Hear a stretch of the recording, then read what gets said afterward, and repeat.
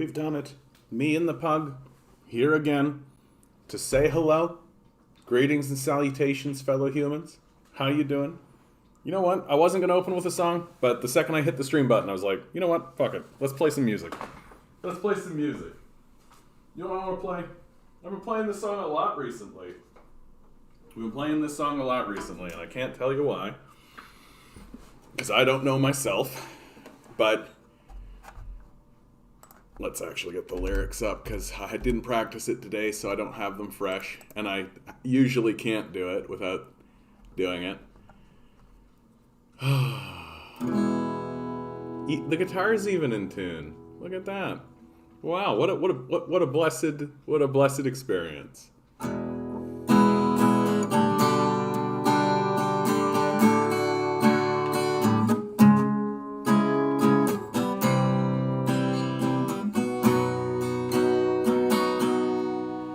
In my eyes, indisposed, in disguises no one knows, hides the face, lies the snake, the sun in my disgrace.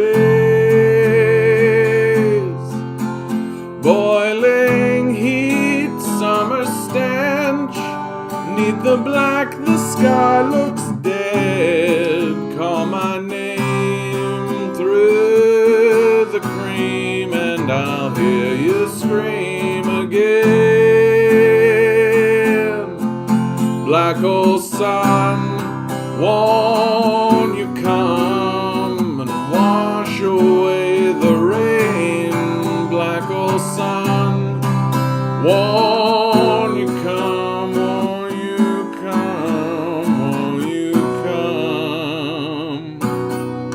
Stuttering, cold and damp, steal the warm wind, tired friend.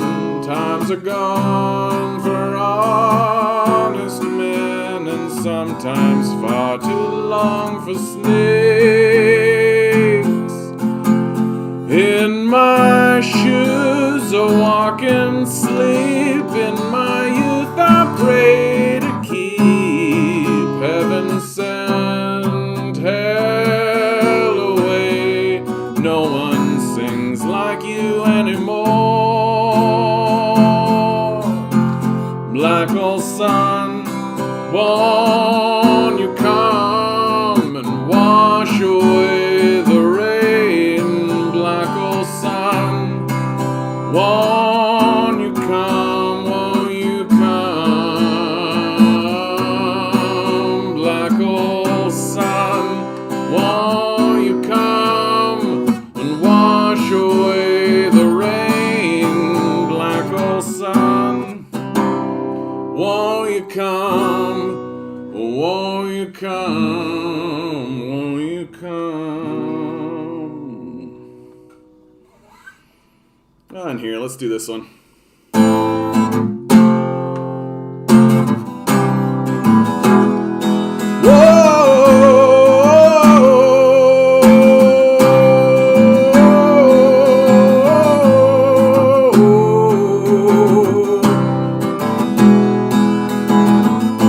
Gotta sleep another month inside this car. The wage they pay me with don't get me very far.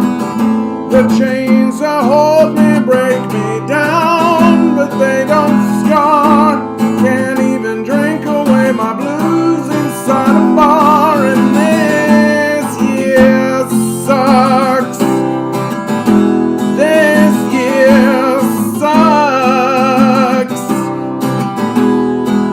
Can you blame a man for trying to give it up? And this year sucks. Another day won't help that pain inside your back. The days get harder, but it's too hard to keep track. They keep you tired before your soul opens a crack. And God don't care what monkeys think about the facts. And this year sucks.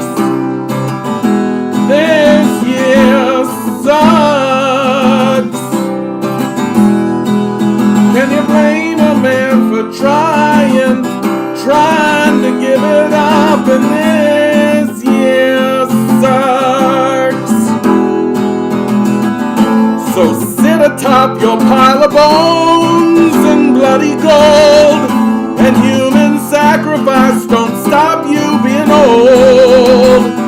At least you'll die before the bomb you set explodes. We're gonna burn to death while doing what we're told, and this year sucks.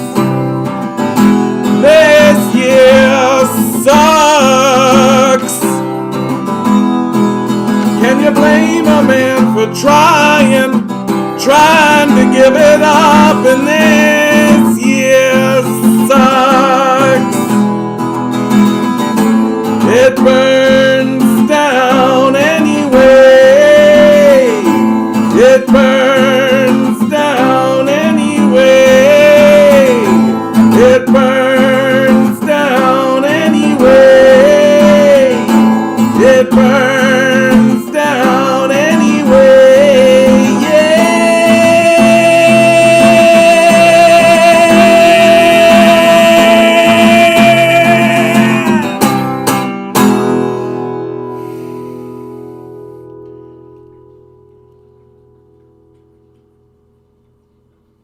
Hey Nanya, how you doing, bud? Good to see you. Good to see you, bud. Oddity's a regular around here. Haven't seen him in a while. I don't know. What's he done?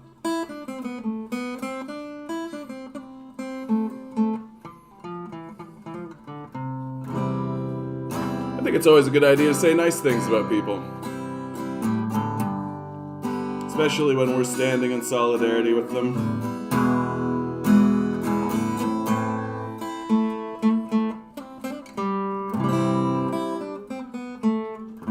Thanks, Major. Thanks, Major, bud. If you've got a request, man, you let me know. I know I really appreciate you, bud, and I appreciate you always telling me things are good. Yeah, depressing. We'll be talking about that. We'll be talking about COVID. Got a couple of deep dives to get into. I want to play one more. I feel like I want to play one that I don't usually play. I'm just going to kind of randomly generate it. You know what I'm going to do? You know what I'm going to do? What I'm going to do is I'm going to go to the beginning of my work, and I'm just going to randomly generate it. Let's say, okay, let's say this is 1. If you say so, bud. And let's pick the number. Let's pick the number. Number between 1 and 10. Mr. Lynch is back. I don't know what happened to him yesterday, but he's back. So God bless his heart. I'm going to go with a 6. I think a 6 is where I'm at. Pick that number between 1 and 10. Here we go for today's number. It's December 10, 2021. We got a 3 from Ezial. Good to see you, Ezial. 9 10 from Major. balls. Each ball has a number. Each ball has a number. Love it. Numbers 1 through 10. Tinker and Nanya not joining in. Tinker with a 1. Here we go. Here we go. Got a 40% chance to hit. So below average. Here we go. Pick a number. Pick a number. Let's go. Come on, 6. Today's number is 9. 9 for Major. 9 for Major. Ding, ding, ding, ding, ding, ding. Mr. Major, to get in the David Lynch energy. Boop, boop, boop, boop, boop, boop, boop, boop, boop, boop, boop, boop, boop, boop, boop, boop, boop, boop. So, what song is that going to manifest? So that's 2. It's going to be one of the more recent ones. 3, 4, 5, 6. I got so many wasted pages in here. 7, 8. Next one. What's the next one? It's the sex one. It's not that picked the sex one. So here's what David Lynch wants to hear from me today.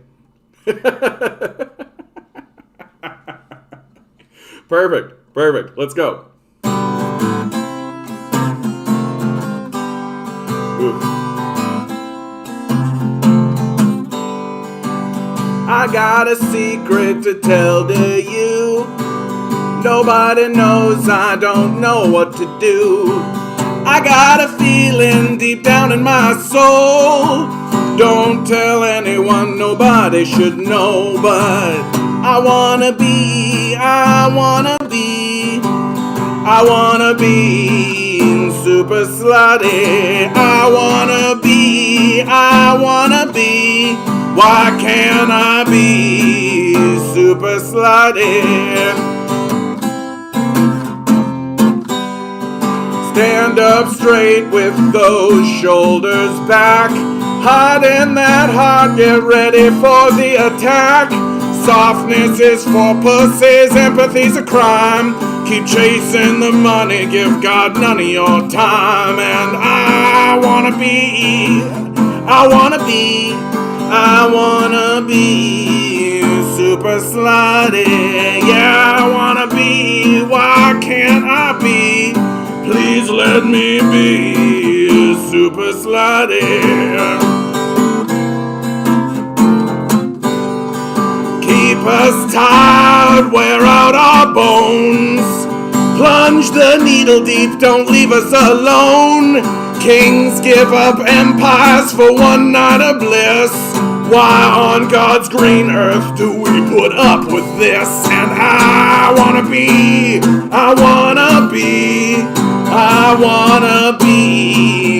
super slutty. Why can't I be? Please let me be.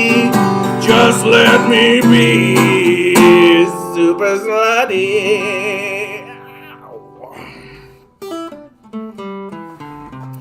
Ooh, Peter Schiff? Ugh.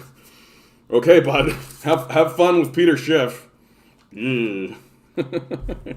Peter Schiff is like, if you still buy into neoliberalism, Peter Schiff is at least honest. I think that's the thing that I'll say about it, is that, like, I don't, like, he is like a rapacious capitalist, unrepentant, but at least he's not bullshitting anybody. Like, he'll be like, he's interesting because he will come out on, like, the side that the communists and everybody are on and the socialists are on, because he's like, yeah, that's what's happening, right? So he's not bullshitting, but then he, like, so, like, 75% of what he says is, like, complete, like, we are in agreement. And then, like, the last 25% is like, and here's how we use capitalism to, like, spin out of it and manipulate the situation in order to make money for me. Right? Like that, because that's ultimately what he cares about. He's just like, and in the end, like, so we destroy this industry and these people get impoverished and everything is shitty and in hell, but that's capitalism, baby. Money for me. Right? Yeah, of course he's being investigated for offshore tax, hiding money for his clients. Like, but that's the capitalist system. That's how it's designed. That's what it's for. Like, so much of how capitalism is propagating itself these days is through semantics. Straight up. Like, oh no, that's not tax evasion. That's tax avoidance. They're different, you see. Wink. Right? No, you're not a slave. You're a serf. No, you're not a serf. You're an employee. Wink. Right? Like, it's all, like, extraordinarily semantic. Like, it's just, like, pretending as though things are somehow different. But as Shakespeare reminds us, right, a rose by any other name is still a rose. So, like, these guys that are walking around being like, oh, no, I'm not doing tax evasion. Tax evasion is a crime. I'm doing tax avoidance. I'm like, they're the same thing. Like, they're the same thing. It's just like, we have such a corrupted system that, like, can you imagine? Like, imagine if, like, Jeffrey Dahmer was like, no, I didn't murder those people. I just permanently displaced their essences. And, like, the judge would be like, permanently displaced their essences? I don't see anything in this book. I don't see anything in this book of laws that talks about permanently displacing their essences. That's a real good point, you know? So, you know, free to go, Mr. Dahmer. Like, that's really what's going on in the world today. Yeah, the semantics, the art of making your shit smell like roses. Yeah. And, like, a lot of misunderstandings that are going on today, too, I think are mainly semantic. That's why whenever I get into an argument with someone, right, the first thing I try to do is be like, okay, let's define some terms. Let's really, like, what are we talking about? Because there's nothing worse than getting into like a big long conversation with somebody and then like hour two of the debate, it's like, oh, when you say this, you actually mean this. Whereas when I hear that or say that, I mean this, and that's semantic. And it's annoying when the semantics then line up and it like turns into the linchpin of the whole thing. And then like the disagreements you've been having actually go like click, and suddenly you realize that you've been agreeing the whole time. It's annoying. I mean, it's nice in a way because you realize, oh, this person I've been fighting with is actually like on my side. But like, so skip through it. Save yourself a lot of time. Define terms. Discover what it is you actually agree about. I saw this, Vince, the Jugmeat supporting Falun Gong, but that's a fairly old tweet. Like this is one of these situations where Falun Gong, like that old tweet is getting dredged back up. I would like a restatement. I'd like Jugmeat Singh to clarify his position, especially with what we know about it now, right? Like it's one thing to have come out kind of on side of Falun Gong, like even 5 years ago, I think. But now there's been way more investigations. Post-pandemic, Falun Gong is much more explicit. I don't expect someone like Jugmeat to actually know everything about every institution that he deals with or any of that kind of stuff. But like, there's been enough now about Falun Gong that like he should definitely revoke that. Like he should definitely say like no thanks. But like, so I'm not willing to. I mean, it's troubling. Don't get me wrong. Like, I'm not sitting here like trying to abdicate Mr. Singh at all. But like, I think we should give him the opportunity to recant. And if he doesn't, then yeah, like supporting Falun Gong at this point is like supporting Chinese Scientology. Like it's a kooky cult that gets thrown out of China for being like a kooky fascist cult. It's got racial purity as one of its core mandates, right? Believers in Falun Gong like genuinely believe their leader can turn invisible and has superpowers and shit. Like, and I mean, it's always worth pointing out, right? Liberals are apologists for this, but I always point it out, right? Here's the symbol that's on their Wikipedia page.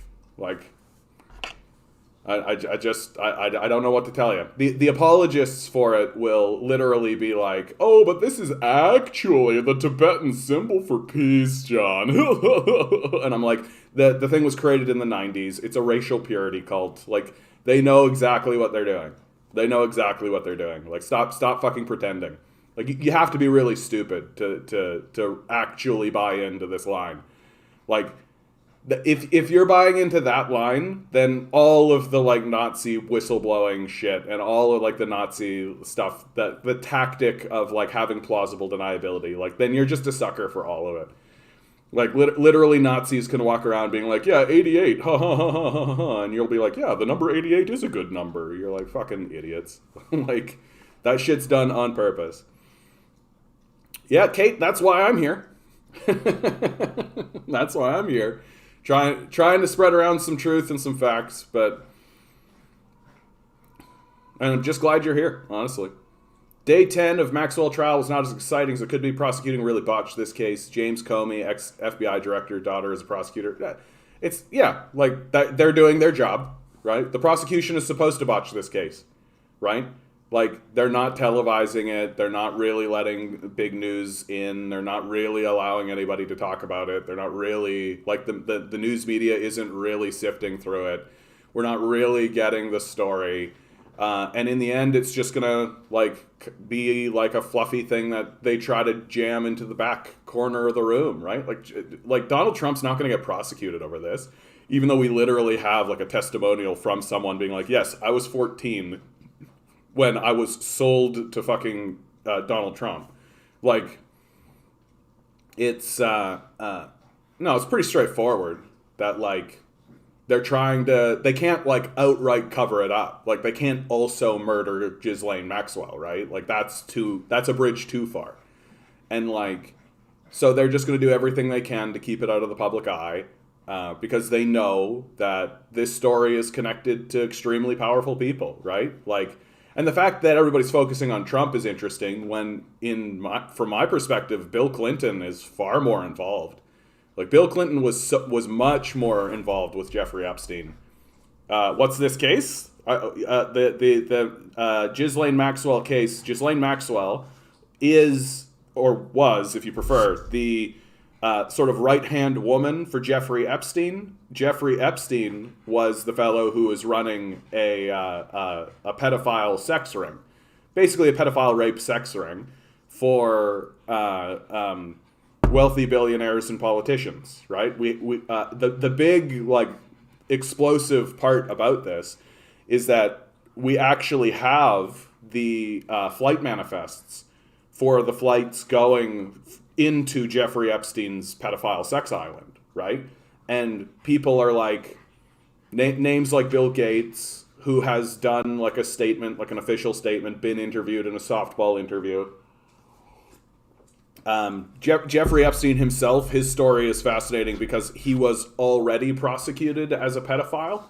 They already got him, and he did 2 years in like the lightest, like most wrist slappy, like literally charged with sex trafficking, charged with pedophilia, 2 years, which he served. And then he gets released, and suddenly like Bill Gates is hanging out with him, Bill Clinton is hanging out with him, Donald Trump, lots of other billionaires. Like, there's lots of people connected to it. And so the Ghislaine Maxwell, because they murdered Jeffrey Epstein, like Jeffrey Epstein committed suicide, because they murdered Jeffrey Epstein, the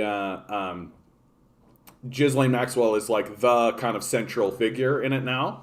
And because of the public outcry when they murdered Jeffrey Epstein, like, they can't also murder Ghislaine Maxwell. It's too obvious. Like, it's way too clear that they offed this guy.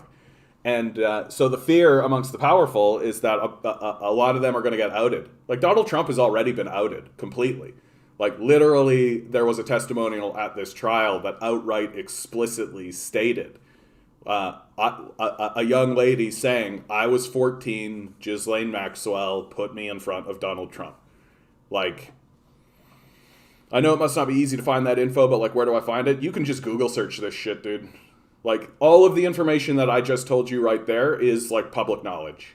And like, you can find New York Times, like, here's a great, like, literally everything we know about Jeffrey Epstein. Like, Jeffrey Epstein case facts, Jeffrey Epstein, what we do and do not know. Even you can get Jeffrey Epstein's suicide.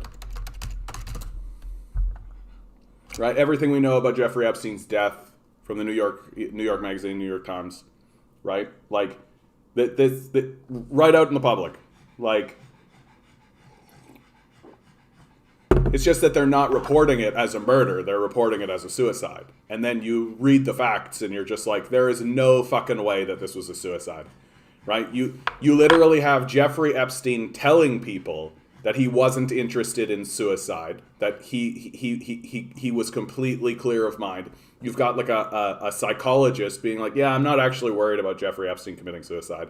You've got on the day that he is murdered, the two police officers who are looking over him are just incompetent and don't do the base rudimentary level of their job. This is the narrative.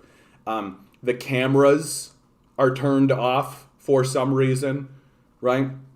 Like, just like, to believe the suicide narrative, you literally need to believe in that, like, everyone around, like, you're talking about a systemic level failure surrounding this high priority prisoner on a level that you wouldn't accept for like somebody who stole bubblegum. Like it requires you to believe in complete incompetence of all staff at all levels, mechanical and electronic failures that are unprecedented on a mass scale, and like, Like, for God's sakes, you have a man who was on suicide watch and then taken off suicide watch. Like, it's incredible. Like, it's an incredulous story that they're trying to pawn off as real. And, like, there's so many, like, no. Like, there's so many things that you can look at and be like, no. Like, that's not real. And you can just, like, go through this article here and literally just point by point be like, this sounds like total fucking nonsense. For that, the flight records, I mean, again, right, you can just be like, Jeffrey Epstein flight manifests. They're there. Literally the document cloud, like, this is it. Somebody's done like a scan of them. Here they are. You can go through and look at them, and then people have gone through. So Epstein's black book, right? People have gone through and been like, yeah, okay, like here they are, like straight up, like nice and cleanly put up. You can even search, right? Search, so Clinton, search, right? Page 22, page 4. So then do a search, Clinton, Bill Clinton, right?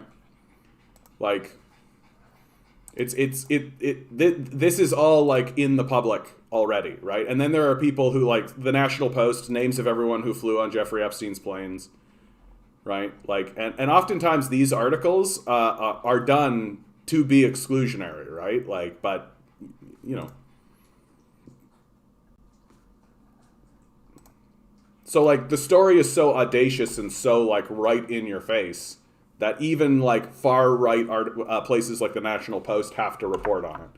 Because it's just, like, it's too much. It's too much. And it's, like, one of the most important stories going on right now. Another one that's really, really important, another important one that's going on, which we'll talk about a little bit later, is the extradition case against Julian Assange. That Julian Assange is a reporter, I believe Australian reporter, who received information through WikiLeaks. He receives information about war crimes by the United States military, and then he reports on them through WikiLeaks. And now the United States is attempting to extradite him to the United States so that they can kill and torture him, basically. Like, that's the story, and it's been going on for like a decade. He was in like an Ecuadorian embassy, and then they ousted him from the embassy, and now he's in a British embassy. And a high court in Britain just ruled to extradite him to the United States, where he for sure will be tortured and killed. Like, there's just no, like, that's the path for him. He's already been, like, tortured through isolation. He's already gone through this hellish sort of stuff for the crime of reporting on American war crimes. Like, and it's a terrifying case for journalists in the United States, because it really is the United States saying to journalists, if you report on our war crimes, we will torture you. Like, it's explicitly stated. Like, that's what is explicitly about it. Yeah, neoliberals just use nice words for horrible things. Don't know much about the group, but I'm guessing they support capitalist reforms in China. Yeah, one assumes that's the case, right? Like, I mean, they're like, I mean, look at their symbol, right? They're a pro-fascist organization. Like, of course they want capitalist reforms in China. But, like, the reality is, like, Falun Gong gets thrown out of China because, like, they're a kooky little cult. Like, and they were starting to build up steam, and the Chinese government was like, nah, no thanks. No kooky little cults, thanks. And I'm just like, yeah, that seems fine. Her father, Robert Maxwell, was also a capitalist thief from UK who was an intelligence agent. Yeah, and it's all like embedded in intelligence, right? Like, this is going to be one of those stories that, like, if they actually get around to making a film about it, and if they even tell, like, 20% of the truth, it's going to be like a crime thriller. It's going to be like a 90s crime thriller, like Basic Instinct and shit like that. It's going to be like, and people are going to love it. Dude, you got so much peanut butter right here, dude. Go to town. What's that? Like, it's a phenomenal story. Like, it is going to be a phenomenal story. The story of Jeffrey Epstein is, like, The trouble, of course, is that, and it's the trouble with all of our storytelling these days, we can't actually tell good stories anymore, because to tell a good story means putting the people who are in power in their place, which is as the villains that they are, right? You can't tell a story anymore that is about the truth, because if you do that, then you've got to admit that, oh, the rulers of your country are actually evil. Like, the only group that's really been able to get away with anything like that these days is Steve Carell and what's his name, Brad Pitt. They have like a little group. They made like Vice, for example. Vice was a really, really good story, well told. Christian Bale does like a phenomenal job as Dick Cheney. And that group also did The Big Short, right? Amongst other movies that I think are very worth, like War Machine. War Machine is a great movie to watch. Really good. Brad Pitt does a really phenomenal job, and it's a phenomenal story, well told, and a timely story at that. And it's about the general that takes over in Afghanistan and sort of the cluelessness of American military. Just Google Whitney Webb's interview with his victims. Very informative and detailed accounts of the type of people. Oh, yes. Oh, we're talking about Zens in the Epoch Time and manufacturing. Not specifically Zens, but like the Falun Gong owns the Epoch Times, right? So if you're reading something and it's coming from the Epoch Times, and like the advertisements that Falun Gong release are explicit in catering to xenophobia and white supremacists, right? Like literally like a guy punching in a keyboard somewhere and being like, how come I can't find any sources that agree with me about how bad China is? And then it's like the Epoch Times comes up, and like, oh, we think China's bad too. And they're like, wow, China's bad.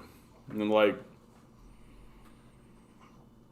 but not really talking about Zens, but because that takes us into Uyghur territory, and I'm not in the mood to dig deep in the Uyghur stuff, honestly.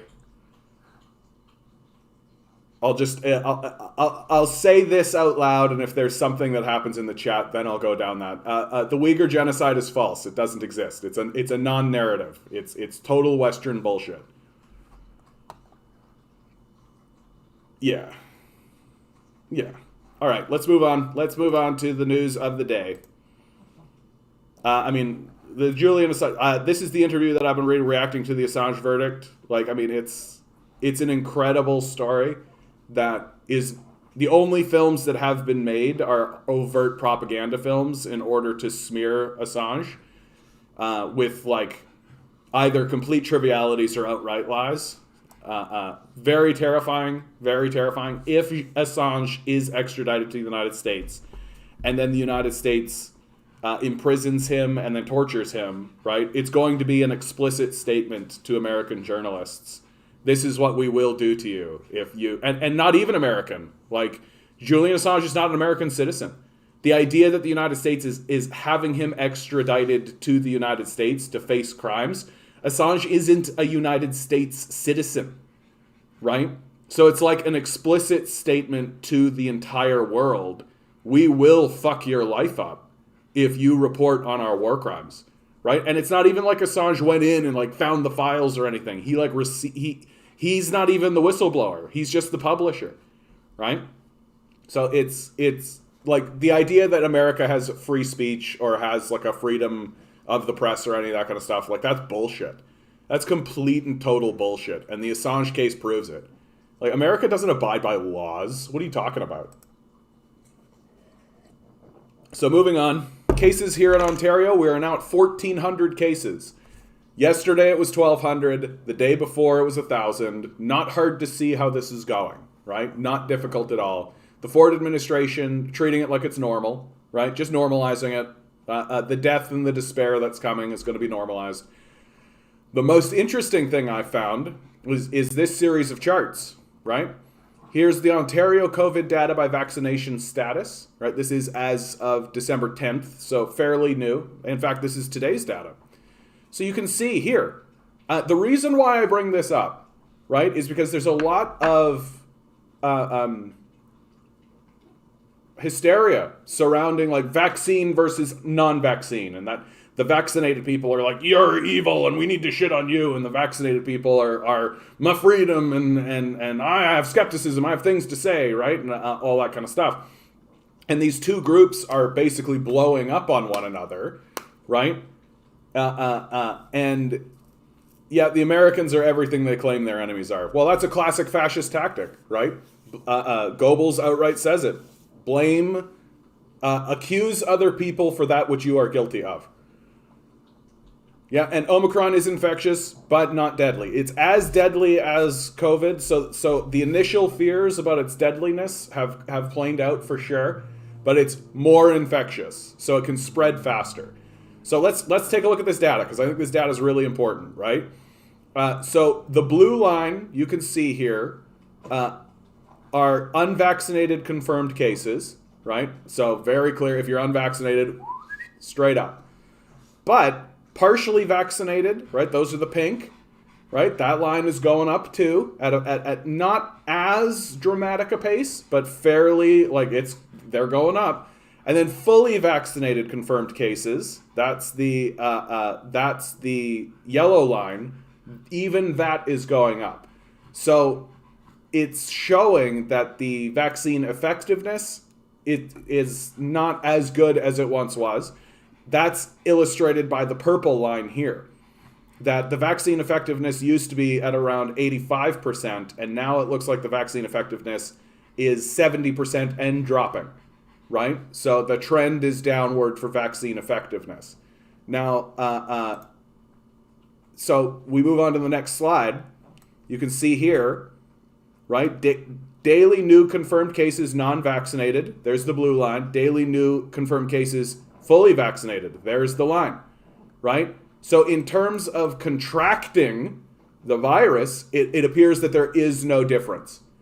And in fact, it looks like right at the tip here, and we'll see as the trend continues. You missed it, Mark. You missed it. We already did it. And it was 9, I think.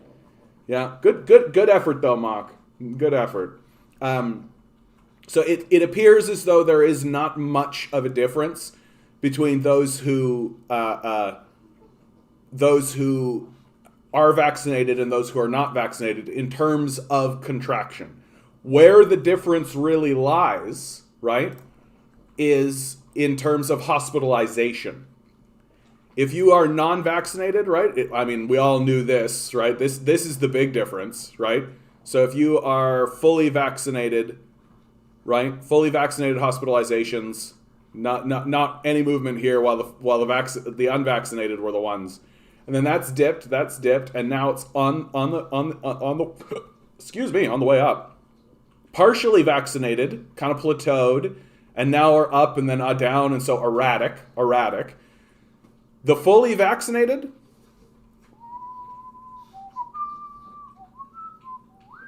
so if you're vaccinated, it doesn't reduce the chances of you contracting the disease, the virus, right? This data shows that clearly, right? But it does reduce your need to be hospitalized, right? So if you are vaccinated, you can still get it, but the chances are good that the vaccine will be effective insofar as its ability to fight against the virus, which is the point of the vaccine. And so in terms of like a public health and safety, it doesn't matter if you're vaccinated in terms of spreading it around. Straight up, here's the data, right? It doesn't matter if you are vaccinated in terms of spreading it around. You are going to spread it around, vaccinated or not. In terms of hospitalization, so your own personal safety, that's where it really seems to matter, right? And so this is what's interesting, Kate, is that this does not support the idea of mandatory vaccination, because the idea behind mandatory vaccination is to prevent the spreading of the disease, of the virus. That's the argument. The core argument of mandatory vaccination is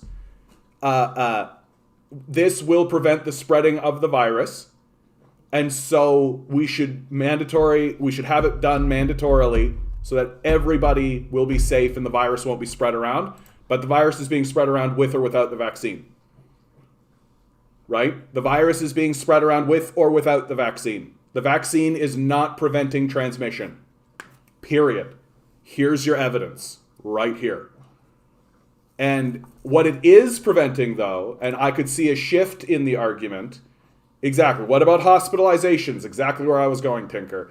That you could make the argument, and I think you're right to make the argument, that getting people out of the hospitals will also save people's lives. That it is explicitly stated, shown here, that having the vaccine is still effective in terms of whether or not you need to be hospitalized. Those are resources for the society. Those are resources for doctors and nurses. Those are resources for other people who need hospitalization for other reasons, right? So not taking the vaccine clearly shows that it will ease. If you are not taking the vaccine, you're increasing your chances of hospitalization by 40%, right? That if you are vaccinated, even though it looks like there's been an easing, right? Like it's like slightly more people with the vaccine have needed to be vaccinated. If you are partially vaccinated, it goes up to and this is quite erratic right here. So if we take the baseline, it goes up to 30%. So from 10 to 30%. And then 30% to 50% if you are unvaccinated. And that's in a valley position. It used to be 60%. So and that's what's putting the burden on the doctors and the nurses and all of this kind of stuff. Yeah, people have died from cancer because they did not get treatment in time. And so this shifts it in the other direction and says, okay, so in terms of transmission, don't worry about the mandate because it doesn't matter one way or the other. It transmits no matter what, right? But in terms of hospitalization, right, in terms of people ending up in the hospital with this thing and taking up resources and taking up time and taking up all this stuff, it's 40% more likely that if you contract it, you're going to end up in the hospital. And so this, in my view, supports the idea of a mandate that because we have a tool, we've got the ability, the evidence is clear, it's clear that people who are vaccinated don't need to be hospitalized as often, and that overall is a win for the healthcare sector. And so I think that this supports a vaccine mandate, that if there are people in the society who are still digging in their heels and still refusing to go along with it, I think we have hit a time now where we've just got to start saying too bad, too bad. We do all kinds of stuff in the society that people roll their eyes about, put a seatbelt on, right? You got to get a license to drive a car, right? Here in Canada, you got to get a license to shoot a gun, right? We've done mandatory vaccines in the past, and I feel like we're starting to rudder up to this, where the evidence is really showing it's that while it doesn't help in terms of transmission, that's true. It 100% helps with hospitalization. There's a vast gap here. There's a vast gap. And then this final one is Ontario COVID hospitalizations and ICUs. Yeah, again, right, the 7-day average. So you're seeing a vast gap. Let's get our bearings here. So 7-day average non-ICUs, 7-day average ICUs. So that would be these two. And then the unvaccinated, yeah, right up here. Right, so non-ICUs and ICUs are the blue lines here. This one's interesting. This yellow line, what is this? So if you're a non-ICU, fully vaccinated, you've experienced a large jump in the amount of people who are there. This probably has to do with just easing the burden from other facilities. I would think. I don't quite understand or know what to make of this. It's because I am actually misreading the chart. No, I'm not. 7-day average non-ICUs fully vaccinated. Whereas the 7-day average ICUs fully vaccinated have remained fairly consistently low. A little bit of spiking up now, of course. So, yeah, my son has and I actually really hate the term vaccine passport. I really hate it. Like, I actually think it's kind of despicable that we're using the term vaccine passport. Like, they're vaccination records. Like, that's what they are. It's not a vaccine passport. Like, I really think that's a very duplicit. Like, I understand that it's become common nomenclature, and so you're not using it in this way. But I really do think it became common nomenclature. It became common nomenclature because the far right wanted it to become common nomenclature, and they started saying vaccine passport instead of vaccination records, which is what they are, right? And just because we're using it, medical record, mocked, that's exactly right. Like, just because we're using it to be like, hey, you shouldn't come in this establishment, or we're not going to allow you to come into this establishment. And I mean, I think it's perfectly reasonable to tell people not to come into the establishment, because while the transmission rate is going to be the same, right? That's true. Undeniable. So when the people who are on the sort of anti-vax side of the conversation are saying it transmits the same anyway, the vaccine's not helping with that, true.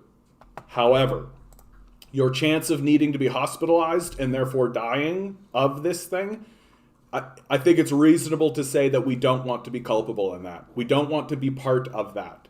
I don't want to be part of someone else's death, even if they're walking around being like, I don't give a crap whatsoever, right? Even if they're like that, I don't want to be part of it. Not interested. You cannot come into my establishment if you're not vaccinated. And I really respect that for things like concerts, like shit where there's like a high chance that there's going to be a transmission rate. Well, then if we're going to admit that there's going to be a high transmission rate, we're just going to say it, we're going to admit it, fine. We're going to get 1,000 people into this building. Good chance that there's going to be some transmission that happens here. Can't deny that. Well, if that's going to happen anyway, then the people who are involved in the transmission process, I'm going to give them a 40 to 50% less chance to be hospitalized from it. Like, that's what the numbers say. So I think that people are acting pretty reasonably. And honestly, I want to be really clear on something here. I also do think that the people who are in the anti-vax side of the conversation are also acting reasonably. Like, that's what makes this so difficult from my perspective. Like, of course there's the Looney Tunes. Like, of course there's the guys that are throwing the temper tantrums, right? Especially down throughout the United States. But I think that what I hear from the anti-vax people is like, I don't trust the government. I don't trust the corporations. I don't trust these international institutions, right? And I'm like, yeah, like all of that. I'm just like, yeah, like, yeah, right? I trust the nurses. I trust the doctors. Those are the people that I want to listen to. Those are the people who I want to hear what they have to say, and what they are saying is get the vaccine. And the numbers are bearing out why, right? Like, get less of these cases in the hospitals. Ease it up from our medical institutions, right? Let's. And I think, but I'm with you on this, Kate. Why I question the stats and sources. I absolutely hate asking those questions because of the assumption and the hate, exactly, which is deeply unfortunate. Like, but there are realities, right? There are realities. And the reality is if you get this virus and you are unvaccinated, you have a 40 to 50% chance of being hospitalized. And I think it's reasonable for a community, especially one that funds publicly, a health institution to say, hey man, like, come on.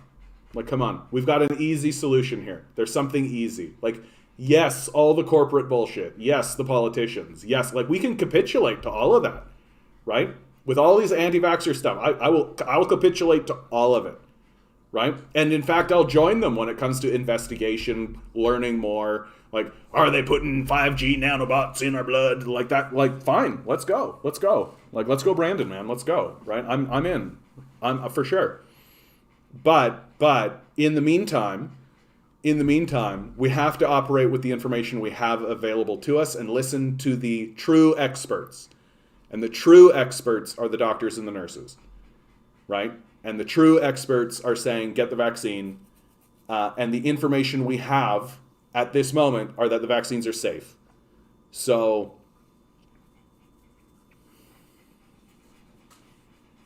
if our community decides, and it's something like 80% of Canadians want to see a mandate, right? It's something like 80%. So if the community comes together and decides that they're going to push through on a mandate, I don't think it's unreasonable. I don't. Like, I get why people are going to be a little, like, huffy about it. And I don't think that huffiness is bad, per se, but it's time to bite the bullet. It's time to bite the bullet.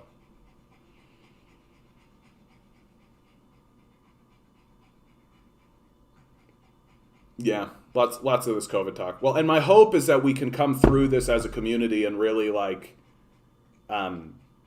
respect each other's positions. Like, it's a tough time. It's a tough time, eh? Like, I feel like emotions couldn't be more heightened, right? Especially as we're negotiating with this vaccine thing. And I just think that we've got to hopefully come to a place of reconciliation and forgiveness with one another, right? That,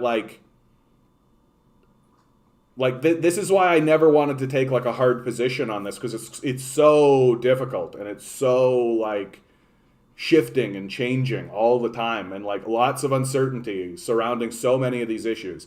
The only people who I will shit on are the ones who refuse to put that fucking mask on. Like, get totally bent. Like, get totally bent from start to finish. Put your fucking mask on. Like, don't be a little baby. Like, that's little baby shit.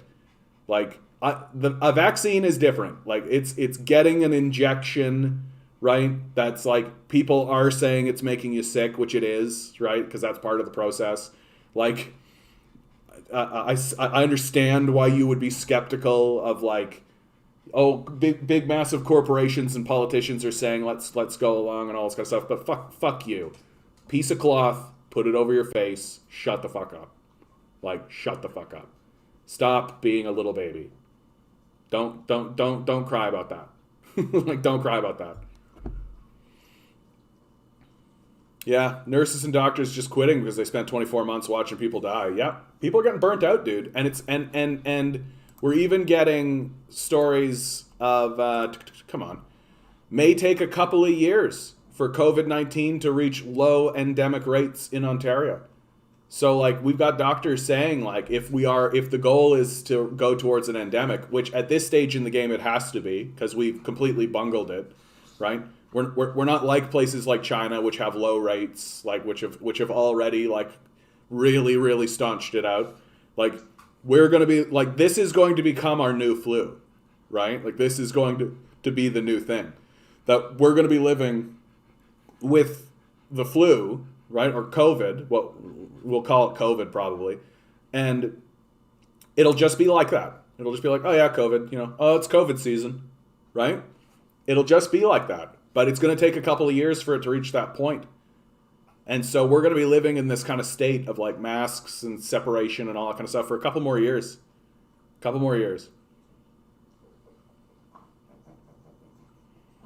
Yeah. And honestly, one of the real benefits that's happened over this period of time, and it is good to take a look at what is one of the benefits, is that we've all but eliminated the flu, right? Because of the masks and because of the public health and safety, right? Everyone's sterilizing more often, washing their hands, right? Hand sanitizer, all that kind of stuff. We've almost eliminated the flu, right? Like literally the numbers are as drastic as like the year before the pandemic started, there were something like 22,000 deaths. And then the year after, there were 2,200 cases. Not deaths, cases. Like, it's pretty amazing what, like, a public effort can actually do. Like, if we had have actually just got together as a people and said, even without a pandemic, hey, let's all just put on masks for a while and wash our hands and, like, keep away from one another for a little bit, and we all just agreed as a people that this is a good idea, we could have basically eliminated the flu. Like, we could have. Like, that's a discovery that we have 100%, like, we have all the evidence to show that that's the truth. I've studied and worked in microbiology for a long time. There's no way I know of that a vaccine could trigger or lead to complications, illness, 10 to 15 years. Yeah, I mean, yeah, like, how could it? Like, how could it? It just, like, especially, like, your body physically recycles itself every 7 years. Like, every 7 years, every single one of your cells is new. So you literally are a different person than you were 7 years ago. Like, literally. and if you actually work to, like, change yourself incrementally, well, over the course of 7 years, you literally will. You literally will. And so this idea that I got a vaccine and then 10 years later it triggered some kind of, like, it doesn't make sense. It doesn't actually compute, right? Like your body recycles itself. How could that actually work? I don't support changing fully vaccinated to 3 doses. Just stick to 2 because then it'll be 4. Yeah. Well, I mean, this is where we get into like the corporate side of it, Vince, right? Like how much of it actually is like, here's the vaccine that's actually required to actually do, and how much of it is just some capitalist being like, and then we'll tell them there's a booster shot. And then next year we'll do another vaccine. That will require 10 doses. Like, that's the problem. As always, all things cycle back around to fuck you, billionaires. Like, get the fuck out of the conversation, billionaires. Everything cycles around to this idea that just, like, some billionaire wants another billion. Like, that's why we got to get rid of them. That's why the whole idea of having billionaires needs to be gone. Like, imagine if we were going through this pandemic and we had already established caps, right? We'd already established caps on wealth growth or wealth collection. So you could, like, annually make, let's say, 10 million. I think 10 million is outrageously high, by the way. Like, I think 1 million is good, right? That's fine. But let's say 10 million. Okay. Well, then all of these guys would be like, oh, sweet, we made a whole bunch of money. We each made our 10 million. And in fact, all of the people who work for us, we can even get them all making their 10 million. And everybody can make their 10 million. We'll just spread it all around because you can only make 10 million. There's no such thing as a big pile of gold in the corner, right? We'll just spread that around, all that kind of stuff. And then the question of like, hey, should we give this to poorer nations comes up. And everybody would be like, well, why not?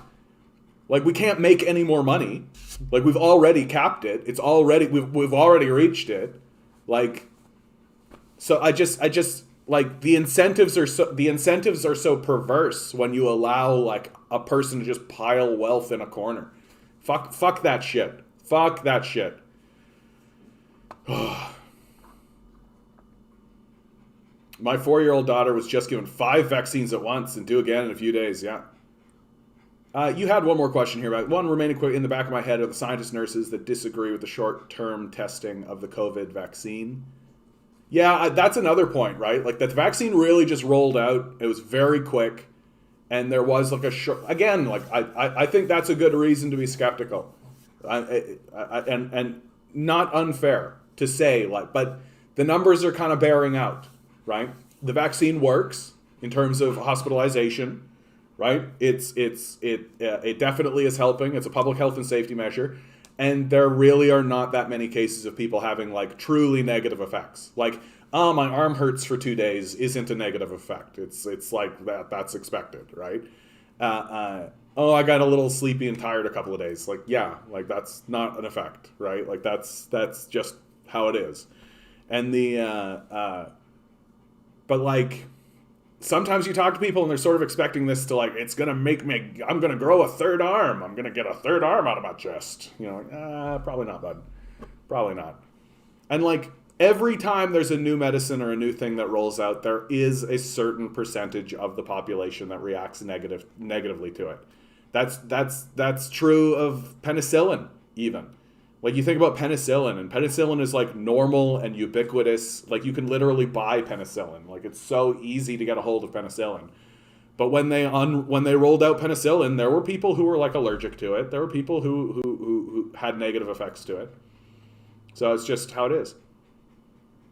It's just weird that we can't question things sometimes when things seem off. Yeah, I agree with you, Kate. And it does seem like, because I think it has to do with just, like, this heightened existential, like, we as a people were faced with our mortality all at once. Like, that's tough. That's tough. And it really pushed some people over the edge. Like, it really pushed some people over the edge. For sure. Like, for sure. And the society is, like, fraying, and the capitalists are, like, really, really revealing themselves to be, like, the nightmare creatures that they actually are.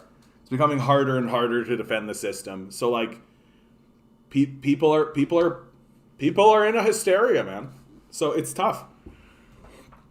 It's tough.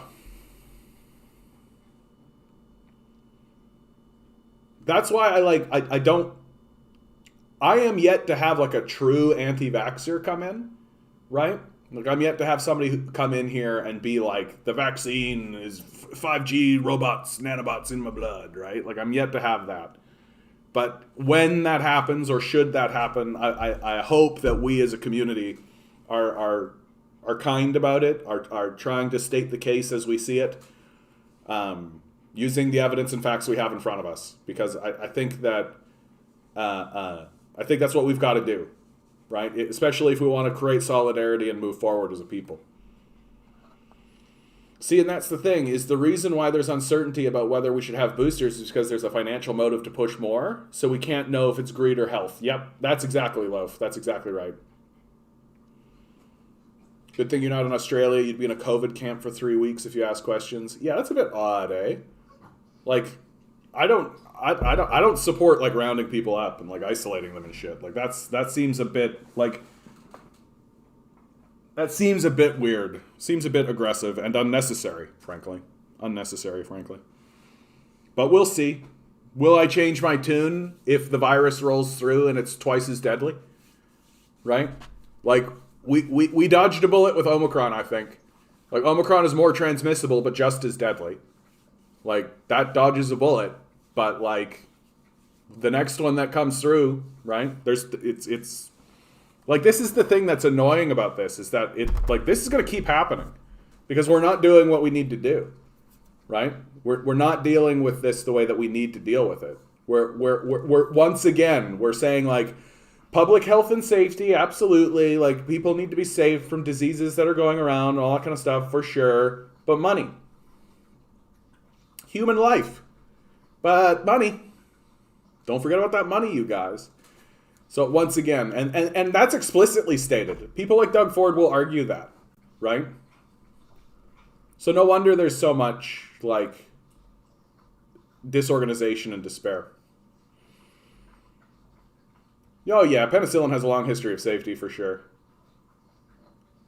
But I think it's worth bringing up that, like, when penicillin rolled out, like, there were people who suffered from negative consequences from it. It's just the truth of it. Biotech CEO said there needs to be 3 boosters just for Omicron, and people are like, okay, jab me up. Yeah, I mean, there are 100% going to be people who just are like, for sure. It's unfortunate how a lot of people react that way. Yeah. Uh-oh.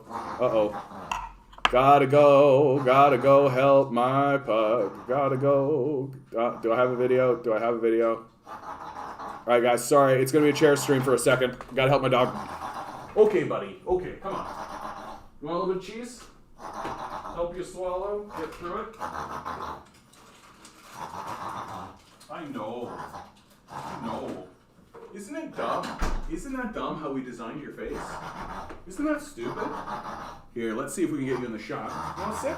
You want to sit? You want to sit? Here you go, buddy. A little cheese for you. Oh, yeah. Oh, yeah. Duck that down. Yeah, what a good little boy. What a good little boy. Oh, what a good little boy. Have another piece of cheese, buddy. Oh, you gonna get that? Yeah, I got more cheese for you right here. Here, have a little bit of that. High five. What a good little boy. What a good little boy. There's you go. Oh my goodness, such a good little boy. Here's a little bit more. Here's a little more. Okay, one more high five. High five. What a good little boy. What a good little boy. What a good little boy. All right.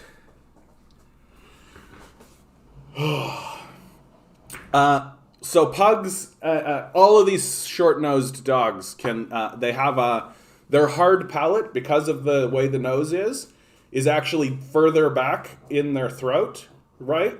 So if you take your tongue, you can feel your hard palate, right? And you can feel the end of it. Well, imagine it was farther back in your throat. You can imagine, so what can happen to these guys is that they'll just start choking on their own hard palate. And then it creates a loop, and they get caught in it. And it creates this, like, where they start snorting inward. And because they're a dog, they don't know what to do about it, right? And all they really have to do about it is swallow. That's what they have to do. They just have to swallow. And so you get them their favorite treat, and you go through a whole process, right, to distract them from the fact that they're choking, right? And then you give them their treat, they swallow, and it solves it. And but it's the dumbest shit. It's the dumbest shit of life. It's the dumbest shit of life, isn't it, buddy? Isn't it the dumbest shit of life? Thanks, selective breeding. Actually, the truth of it isn't selective breeding. It's that, like, pugs and short-nosed, stub-nosed dogs and all this didn't used to have this problem. Like, we've got breeding records, man. Like, we've got a lot of information about the pugs. They're the oldest breed of dog, incidentally. They come from China. We would know more about them, but the records were burnt down by a warlord who invaded the temple where they were breeding these dogs. Used to be that only royalty was allowed to own a pug, right? It was only the royalty that was allowed to have pugs. And because of selective breeding, right, they didn't have these problems. What happened is that Easterners, or Westerners rather, came and got the pug, and they were like, "Behold, the pug!" And they just started puppy milling them, right? So instead of using selective breeding, instead of actually trying to, like, make sure that this thing looks good, right? They just fucking puppy milled the shit out of them, right? So that they could spread them into the populace as fast as possible as, like, an exotic good, essentially.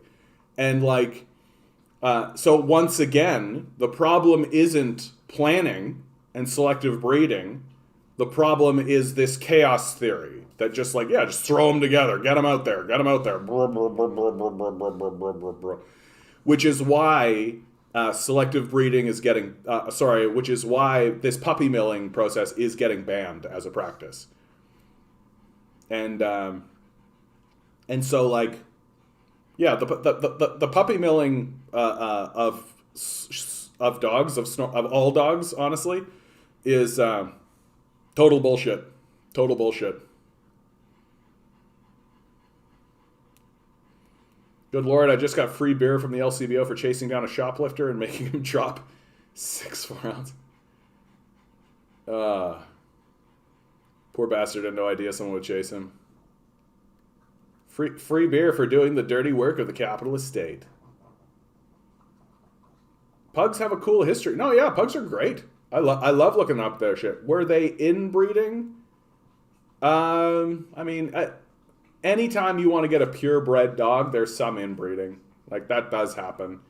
And, like, although they try to make sure that doesn't happen because they know that inbreeding breeds defects and other problems. But, like, guys, like, this is the level of sophistication that the Chinese had when they were breeding pugs. You know the wrinkles? Like, here, let's just look at a picture of pugs. Right? You know how pugs have, like, wrinkles on their head? right?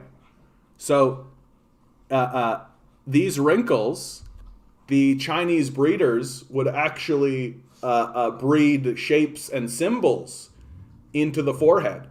And the most sought after pugs were the ones where the Chinese symbol for the word prince, was on their forehead, right?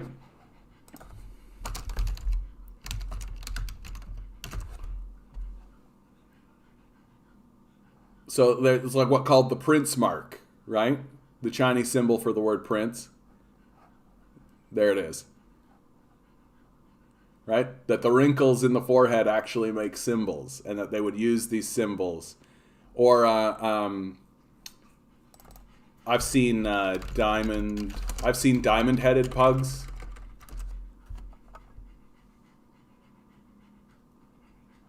No, they're showing me like you can see how the diamond is coming out. Right? So they'll breed to try to get the diamond shape in the forehead. Diamond forehead wrinkles. Maybe I can get a more explicit one. I've seen some. Yeah, here you go. So like I've seen some like really explicit stuff. So pugs are great, dude. Pugs are great. Like they're a bit of work, and you are rolling your dice. You are rolling your dice. I highly recommend, if you're going to commit to a pug, find an actual breeder. We got lucky with Milo because it was clear he came from a breeder, but then the couple broke up, and they knew they wouldn't be able to take care of him individually, and so so we ended up with him. We took him, and he and my very first question was, how's his breathing? And his breathing's good. But like get pugs from breeders. And now I think you can't get pugs from anything but breeders. And it's very, very clear that the breeder that we got Milo from is trying really hard to breed the snout back out. Because like ancient pugs used to have a larger snout than this. Ancient pugs, like, right?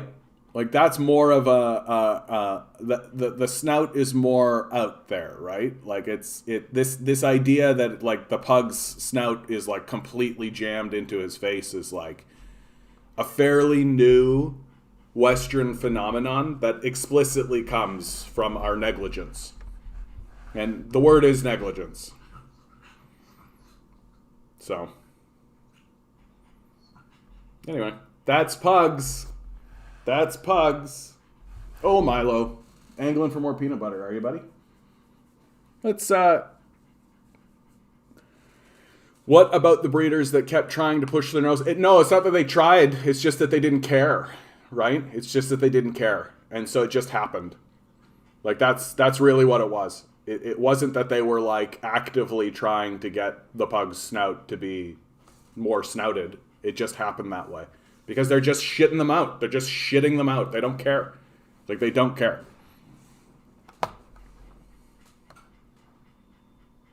Yeah. So, are we still in the grasp of a pandemic, or are we at an endemic stage? Could our governments be forthwith with a declaration, some clarification, perhaps? I mean, if it's an endemic, then we're still going to be dealing with it for several years.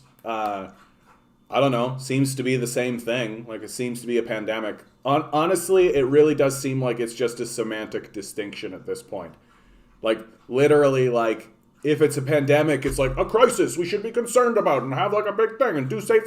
And if it's an endemic, it really just seems like the populace is just going like, well, what are you going to do? What are you going to do?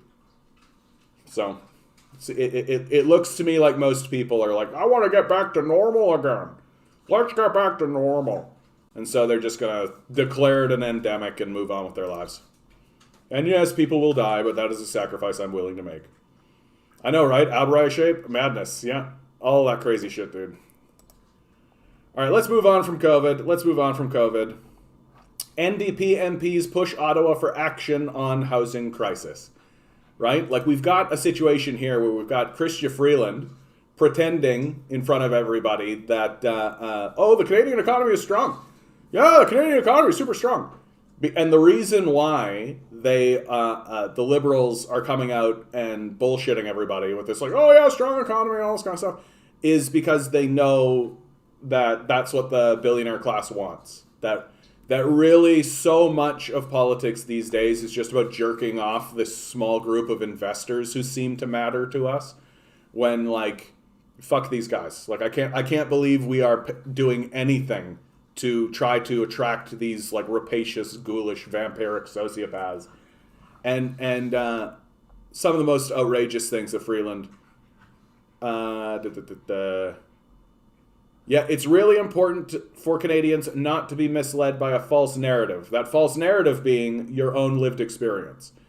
I do really want people to come away from today with an understanding that we have done a really good job as a country. We have done a really good job as the Liberals of managing what was a devastating crisis and what could have been much, much worse. That's true. We could have literally done nothing. Like, that would have been much, much worse. We could have not passed the CERB and then dismantled it. Like, we could have just done nothing, the way that the United States did, right? But so because we've done, like, next to nothing, fine. I actually do think that year one of the pandemic, we responded correctly. That we made a lot of really good decisions year one, and then since then we've done everything we can to dismantle those decisions. That to me is the true narrative of the Canadian experience. That right out the gate, we, like, passed a CERB, like a basic income. We said to the society, we're going to care about you. We're going to create all of these, like, mandated sort of things. We're going to really push health and safety, like, really do all this kind of stuff in this highly dramatic kind of situation, right? I think our corporations acted like total psychopaths.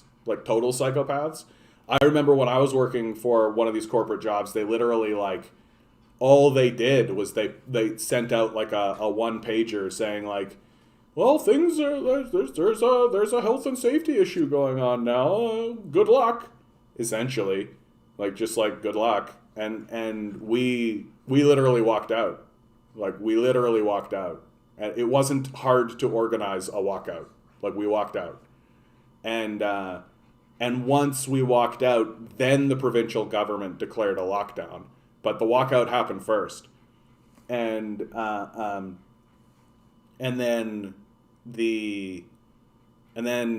we all had, like, a month or two where it was like an isolation sort of thing, which was effective. It worked, right? Little slow motion, little slow on the uptake, I think, but that's how it went. But then after that, our government really tried to do everything it could to kind of backpedal and dismantle, is really what happened. Like, while simultaneously, like, the stuff they put in was, like, good for the workers, it was, but flip the bird to unemployed people, flip the bird to disabled people, right? Yeah, exactly. Who cares about the working class if the stock market is up? Yeah, that's all Chrystia Freeland cares about, right? Oh, line. Look, line up. Rich people feelings happy, but here's what's hilarious, right? And this is what's actually hilarious about this situation, is that that itself is a con, right? That someone like Chrystia Freeland has to come out and say, like, look, line going up, stonks, right? Line going up, so that you can maximize the amount of people who are going to buy in to this grift of line going up, so that when it collapses, the real owners, like the real billionaires, who are actually betting against the market, are going to make out like bandits, right? Like, organizations like Citadel and Vanguard, like these big hedge funds, like, they know what's happening. They understand what's happening. And they are positioning themselves to maximize the amount of money they can make off of it. And one of the ways to maximize money they can make off of it is to make sure that there's enough there's enough people who have been conned into investing the maximum amount of money they can invest into the con, so that when the thing collapses, they get that money. That's what's happening. And, like, if I'm like a billionaire investor type, right? Like, or a millionaire investor type, right? Like, I'm not really that keen on investing in the Canadian economy. Like, what are we building? What are we doing? What are we achieving? Nothing. Like, really. Like, we're literally like patting ourselves on the back because like, the Dow went up. Yeah, because people keep getting born. Like, that's where we're at. Like, we've got like the shittiest possible economy, and it's not gonna sustain itself much longer. Like, we're due for another economic collapse, and it's gonna come. It's gonna come pretty because we don't have anywhere else to go. Like, we don't have any, like, the billionaires are literally buying up housing. That's because they don't have anything else to buy, right? Like, we're in a real bad situation. Speaking of really bad situations, I'm going to give my dog some peanut butter because he's being such a good little boy and he is begging like crazy. Do I have a video? I do not. Not really. These are long kind of scale things. So, chair stream for a minute. Chair stream to feed peanut butter to the pug. Peanut butter pug, peanut butter pug. Peanut butter pug, peanut butter pug. Milo wants some peanut butter. Do-do-do-do. Milo wants some peanut butter. Yeah, he likes it. He loves it like no other. He's Milo and he wants peanut butter. And I'm gonna give it to him because he's such a good little boy. Yeah, you are a good little boy, bud. You are. What would we do without you, Milo? Reminding us that there's more important things to life. There's more important things to life than focusing on how our political class is abandoning us for billionaires. What's really important, Milo, is living in the moment and having a nice nom of some really delicious peanut butter. There's a good boy, buddy. Stonks. Line goes up, right? Like, Chrystia Freeland can't say anything else. Like, that's really the situation that she is actually in, right? Like, what's she supposed to do?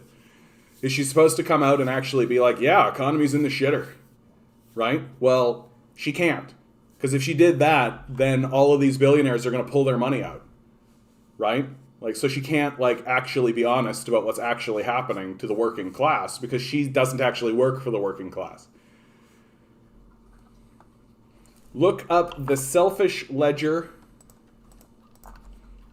The Selfish Ledger. How long is this? About 8 minutes.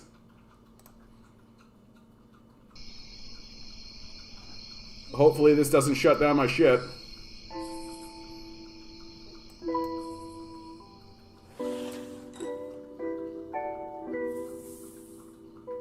This man is Jean-Baptiste Pierre-Antoine de Monnet, Chevalier de Lamarck. In 1809, 50 years before Darwin published The Origin of the Species, he wrote what is widely recognized as the first comprehensive theory of evolution. His book, De Philosophie Zoologique, introduced the notion of an internal code within every living thing, which, when passed down through successive generations, defined the physiological characteristics of a species. At the center of Lamarck's theory laid what he called the adaptive force. He believed that the experiences of an organism during its life modified this internal code, and upon reproduction, this modified version was passed down to its young. Whilst not biologically accurate, and ultimately superseded by Darwin's theory of natural selection, the epigenetic theories put forward by him are beginning to find new homes in unexpected places. I always get a little nervous about this kind of shit because it starts to sound a little bit eugenicsy. Like a little bit eugenicsy. Have I seen any of the Maria Farmer's videos? She was one of the victims. She was one of the victims of what? One of the victims of what? When we use contemporary technology, a trail of information is created in the form of data. When analyzed, it describes our actions, decisions, preferences, movement, and relationships. This codified version of who we are becomes ever more complex, developing, changing, and deforming based on our actions. In this regard, this ledger of our data may be considered a Lamarckian epigenome, a constantly evolving representation of who we are.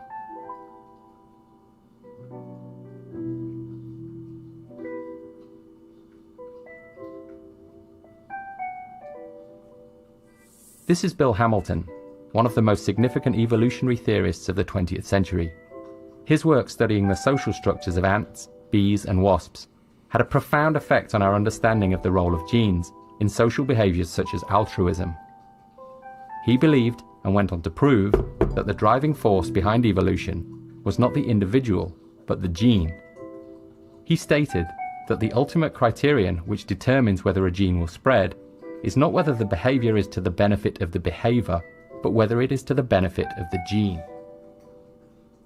In the mid-1970s, the British evolutionary biologist Richard Dawkins built on the work of Hamilton and others to popularise the concept of the selfish gene. In his book of the same name, he introduced the notion of a gene which, whilst devoid of any motives or will, could be metaphorically and pedagogically described as if it were. In this model, the individual organism is a transient carrier, a survival machine for the gene. User-centered design principles have dominated the world of computing for many decades, but what if we looked at things a little differently? What if the ledger could be given a volition or purpose, rather than simply acting as an historical reference? What if we focused on creating a richer ledger by introducing more sources of information? What if we thought of ourselves not as the owners of this information, but as custodians, transient carriers, or caretakers?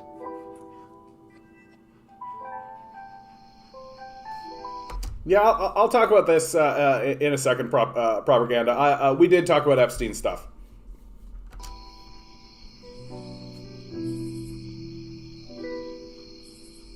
Initially, the notion of a goal-oriented ledger may be user-driven. As an organization, Google would be responsible for offering suitable targets for a user's ledger.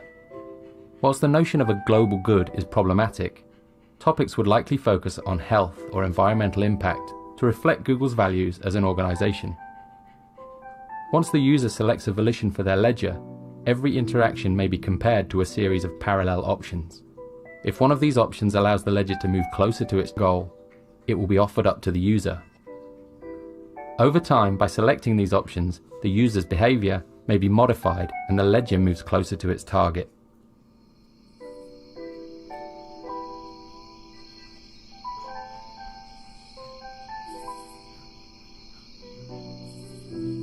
As this line of thinking accelerates and the notion of a goal-driven ledger becomes more palatable, suggestions may be converted not by the user, but by the ledger itself. In this case, the ledger is missing a key data source, which it requires in order to better understand this user. In order to plug the gap in its knowledge, the ledger begins searching for a device which delivers the required data when used. From this list, the ledger begins sorting the options most likely to appeal to the user in question. In situations where no suitable product is found, the ledger may investigate a bespoke solution. By analysing historical data, it is increasingly possible to discern qualitative information such as taste and aesthetic sensibility, which may be used in the creation of a design proposal.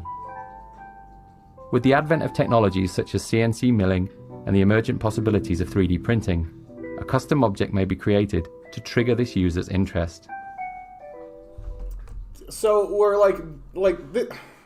digging into like our own genetic code, attempting to understand like what propels people forward and what propels all this kind of stuff, and we're going to use all that information to sell each other junk, right? Like that's really how dumb we are.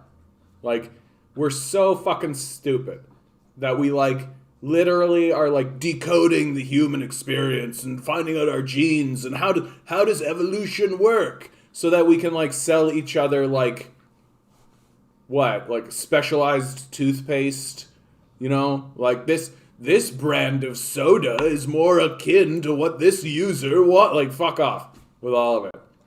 Fuck off with all of it. It's just super fucking embarrassing. And and Google would decide what information it would show you. Yeah, all that kind of crazy shit. No.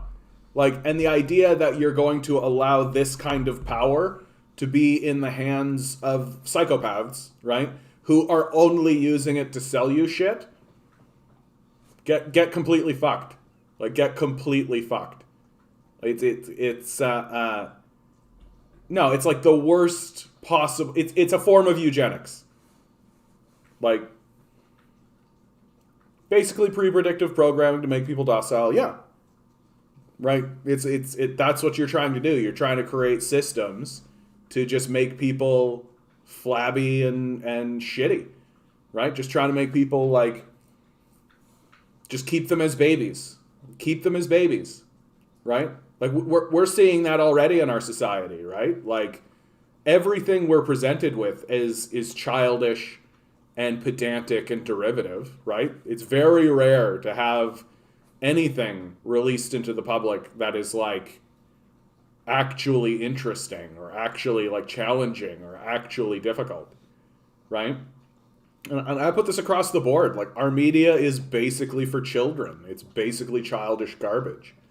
And, like, there's a reason why lots of people are turning away from it. Because it's so ridiculously, like, childish.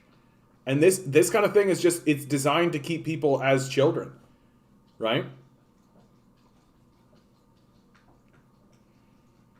Yeah, I could barely stand going on Our Ontario anymore. Too many hardcore liberals there. It's infuriating. Yeah, the I don't mind Our Ontario so much because the mods kind of let things lie. You know, they'll only really go after really brutal stuff. But like, On Guard for Thee, like I got banned off On Guard for Thee. I think for like straight up being like, hey, the liberals, like, they're doing some pretty shitty stuff, and they just were like, bye. So like, at least Our Ontario is letting things roll. Right? And I feel that way about Our Canada too. Like, Our Canada is definitely been taken over by like far right. There are definitely far right people at the highest level of that community, but they're not going to ban you, right? They're not going to ban you. So like, I think there's that's something at least. Yeah, also people who unironically think Big Pharma is naturally good and government doesn't lie. Yeah. I mean, this is what I'm talking about, right? Keep us as children. Keep us as children. Let us just continue believing that Santa Claus is real, right? Just don't reveal it, that Santa Claus is fake. And try to get it so that people realize it later and later. So that by the time they're realizing that Santa Claus is fake, it's like too late for lots of them. Yeah, if you question the Liberal Party, then you love Trump. Yeah, exactly. Like, you can't be your own independent person, right? That you have to be part of a team. And the reason why they think that way is because they are part of a team, right? That, like, if you look at politics the way that you look at sports, right? Well, if you're not from Manchester, then you're for Liverpool, right? Like, because in sports you have to be on a team or else you're not part of the game, right? And so if you view politics as sports, i.e. childishly, then you have this kind of small container view of what the political system actually is and how to interact with it. Where, like, because if you start talking like, no, I'm an individual with my own individual thoughts, and I think we can actually, like, you know, I can actually critique an idea without accepting it, right? Or I can entertain an idea without accepting it, right? And, like, you can't have that. Well, and it's especially bad, like, in the United States, because it's like the Republicans are, like, pretty fucking ridiculous. Like, it's pretty understandable why people are blowing off of them. Like, for God's sakes, you got pictures of, like, Bonnard and her family, like, posing, like, Christmas photos posing with, like, assault rifles and shit. Like, these guys are fucking nuts. Like, these guys are nuts, dude. Like, if we went back in history and saw a picture, like a Christmas picture that they send to their friends and family of, like, even George Washington and his family, and they were all standing there holding muskets, we'd think these guys are lunatics. Like, look at this fucking crazy shit. And these guys are standing around with fucking assault rifles and stuff. Like, I'm here with my family who I love. 10-year-old girl standing there smiling, holding an assault rifle. Like, yeah, it's pretty fucking nutty. Like, there's some nutty shit going on. But that doesn't mean that I'm not going to think critically about the Biden administration.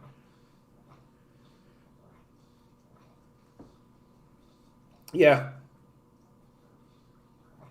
oh, 100%. There's already City TV interviews where they say anyone who does not take a booster is an anti-vaxxer Trump supporter. Yeah, brutal. No, that's brutal, man. Like, it's brutal. Like, I'm pro-vax, but I really don't like the vax mandates. Masks make sense, but I could not sit down to eat with work friends because they were not vax. Yeah. Well, because all the evidence is showing that if you don't get vaccinated, it's just like you are the one putting yourself in danger, that transmission rates are equal between people who are vaccinated and unvaccinated. And the argument is, well, if you get the virus without a vaccine, you'll be hospitalized. And that puts a burden. Like, so the complaint is actually quite like, there's quite a few degrees. And like the people who are unvaccinated, like they know the risks that they're taking, right? So in America, the left is blue. In Canada, the cons are blue. Yeah, that's basically right. Like our conservatives are essentially Democrats, and we don't really have, like, the PPC is far right.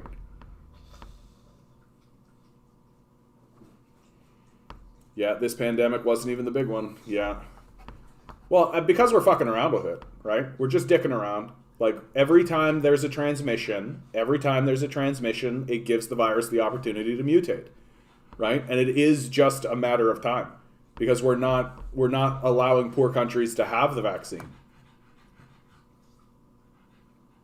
Yeah, take vaccine for your own good, not to reduce spread. Yeah, the vaccine does not reduce the spread. It simply doesn't. That's by the data, right? It simply doesn't reduce the spread. And what were you saying earlier, propaganda? What was her name? Because I try to pay attention to this Maria Farmer interview.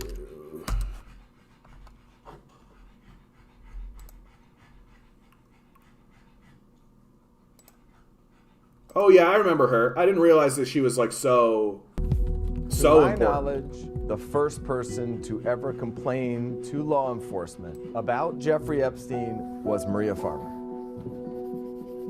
She did something, just nobody listened. Yeah, mask I up. first met Jeffrey Epstein in 1995, so I'm 25 years old. I had just graduated from the New York Academy of Art, and all the students have a show. He went to shake my hand and he said, "You're so talented. I love your painting." This is the painting that Jeffrey Epstein purchased. Ugh, this Jeffrey Epstein story, dude. I can only spend so much time on it. It's so gross. You said something like, "You know, she's got cancer now," and it's like, yeah, they get her with the cancer gun, right? That's how they roll. Just get people with the cancer gun, dude. Yeah, I mean, Freeland is like, she's like the dark heart of the Liberal Party, and when they finally run her as the leader of the party, it's all going to be like girl boss queen, right? Like that's what it's going to be. And she's like literally going to walk around being like, we need to balance the future of humanity with money for billionaires. Like, this is literally what she's going to argue. She's already doing that. It's already the argument being put in front of us. The liberals have done a great job balancing the needs of climate change and the rules put onto us by the forces of the universe and money for billionaires. Don't forget, money for billionaires. Money for billionaires, guys. Money for billionaires. Like, this Liberal Party has been completely disastrous on the climate change file. They could not have done worse if they had tried to do worse. They could not have done worse. We are the largest polluter in the G7. Like, our emissions have gone up since the Liberals took office. Like, we do worse than the United States on this file. Like, that's not a guarantee, Matthias. Like, once they lose Trudeau, they will be out of office. I think Chrystia Freeland is poised and ready. And I think that they are, like, the populace is gullible enough to go along with, yeah, girl boss. Like, I bet. And, like, look who the alternatives are, right? The alternative, like, it looks like Aaron O'Toole is going to survive, right? Looks like he's managed to dodge the leadership bullets, and it looks like he's actually surviving. So the conservatives are going to run like a familiar name, but he's still a fucking conservative, right? And then, like, the populace isn't going to vote for a dude with a turban. They're just not, right? So who's left, right? Some no-name Green Party they've never heard of, right? Like, the liberals have a really, really good chance running with Chrystia Freeland, if you ask me. Like, it's really quite scary what's happening. It's really quite scary what's happening because, like, and it's very revealing of our populace, if you ask me. That's what it's about more than anything. That, like, literally, like, Justin Trudeau came out in front of us in blackface. We now know that he and Chrystia Freeland are both Nazi collaborators.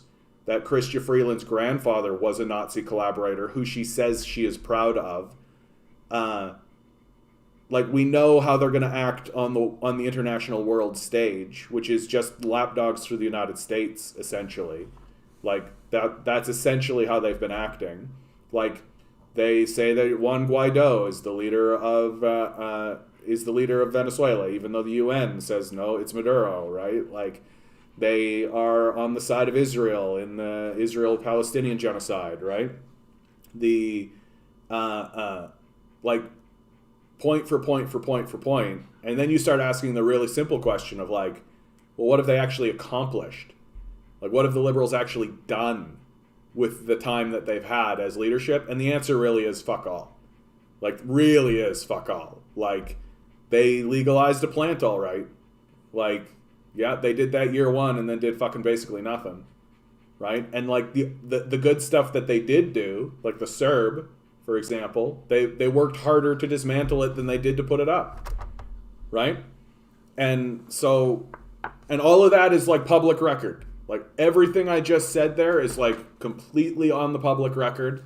Like, the only way you're not seeing that is if you're trying not to see it, right? And so that's the ruling party, right? The leaders of the opposition, the conservatives, are essentially like neoliberal frauds who aren't even willing to lie to us, right? That the liberals will happily lie to us about what they plan to do with the climate change issue, and then just totally betray us and fuck us over, right? They happily lie to us. But the conservatives are standing there being like, well, we're not going to lie to you. Like, we're going to create goals that we actually think are achievable. And honestly, if the conservatives say that that's the goal and we're going to achieve it, they probably will, right? It's just that the goal is so bullshit. Like, it's so fucking nothing. So, like, if you promise nothing, then you can easily achieve it, right? We're going to reduce emissions by 0.01% by 2083. You're like, yeah, anybody can do this. Like, that's hyperbolic. But, like, no, their goals are bullshit, but they'll probably meet their bullshit goals, right? So that's the other side, right?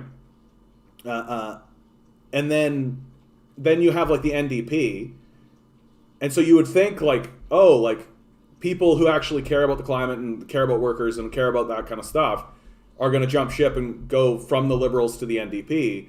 But, well, there's that goddamn turban, right? Oh, there's that fucking turban. Doesn't matter that the NDP are standing up saying they're going to get rid of oil subsidies. Doesn't matter that they're saying they're going to raise the minimum wage. Doesn't matter that they're saying all the stuff that the populace wants, right? It's just that fucking turban. And so, like, you really do start to realize, like, oh shit, like, we are an extremely white supremacist nation. Like, extremely white supremacist. Like, not like there's a little bit of white supremacy. Like, white supremacy is, like, basically number one in the way that we perceive the world. That we as Canadian citizens begin at, does this meet the criteria of my white supremacist worldview, right? And if the answer is no, then I will not go along with it, right? So, like, I'm not going to vote for a guy with a turban because I'm not going to have some guy wearing a turban be my leader. Even if I like him, even if I like what he says, even if everything, like, if Jagmeet Singh's name was Jason Singer and he was just some, like, white kid from Oshawa, right? Talking the way that Jagmeet Singh talks, People would be voting for him like crazy. People would be voting for him like crazy. Just some like, good-looking white kid from fucking Oshawa. People would be like, yeah, let's go. Right? But because it's like a brown dude with a turban and a big beard, yeah, well, just call him a terrorist, move on. Right? That's what we're doing.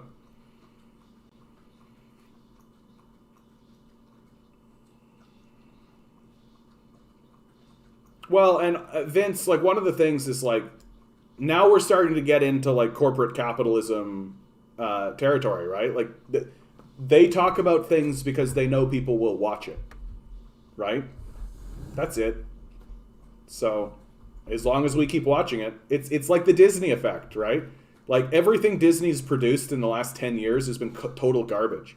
Like, total garbage. Like, and unrepentantly so. Just complete and total trash. But we keep paying for it. So why should they stop? Right? Like, there does come a point where you got to start looking at the population itself and realize, like, oh, yeah, like, we're a bunch of dumb idiots. Like, really? Like, really? We're just a bunch of dumb fucking idiots.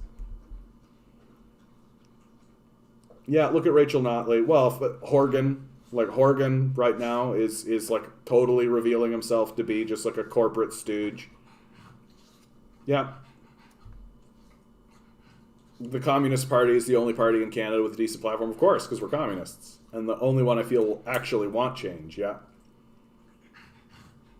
You'd think the residential schools would have been enough of a wake-up call that we have a serious problem with white supremacy in this country. No, that was back then. That was back then, Matthias, right? Like, oh, no, we don't, no, we're not racists, we're not white supremacists. No. That was back then. We didn't do that. We didn't do that, right? I didn't vote for the residential school system. I didn't want the residential school system. I wanted, it wasn't us. Right? I'm not racist. I'm not white supremacist. Oh, no, absolutely not. Oh, so does that mean that you are interested in rectifying and changing the Indian Act? Well, I wouldn't go so far as to say, this legislation. Like, the residential school system reveal has not been a wake-up call whatsoever to Canadians. The denial is deep. Like, this is the argument that they do say. Straight up. They're just like, well, we weren't around when that legislation was passed. We did not do those acts, and therefore we are not white supremacists. And you're like, okay, but like, how about the legacy of it? How about like the legislation and all of that kind of stuff? Should we maybe confront that? And like, and they'll literally be like, well, no, we don't need to bother with Aaron Mullen. It's like, well, that's systemically racist. Well, systemic racism. What a joke of a system. Like, this is where we are. This is the national conversation that's happening right now. Right? Systemic racism. What is this? Wokeism? Like, that's for real. What is being argued in front of us when we are literally saying, like, so we all agree that the residential school system and all of that was white supremacy. And they'll be like, yes,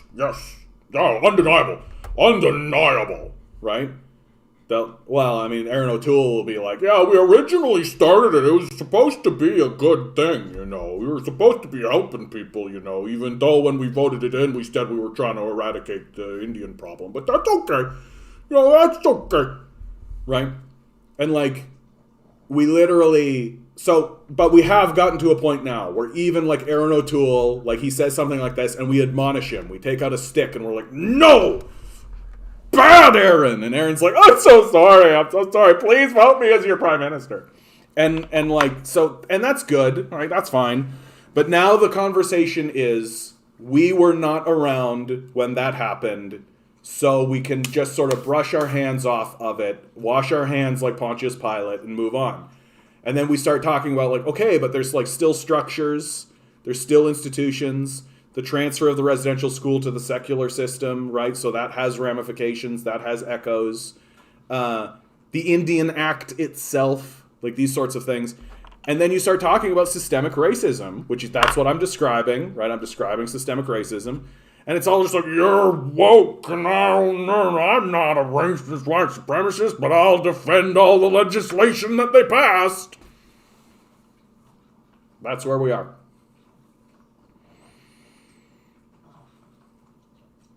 I believe Bob Rae really destroyed the NDP on purpose. I mean, he jumped ship over to liberals, so there's some credence to that.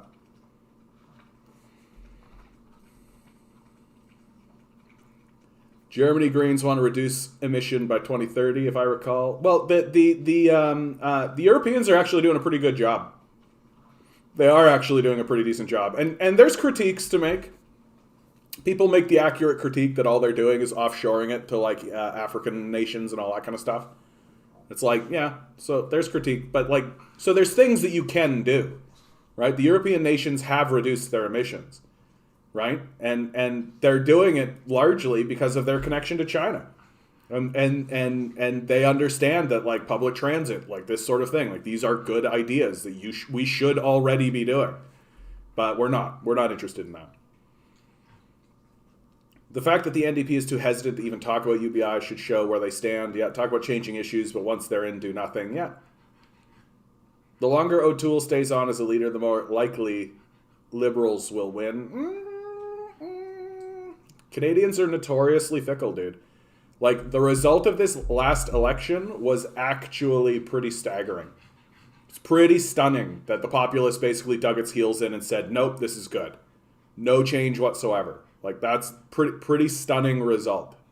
Like, and something that I don't think people really respect, how staggering and stunning that result actually was.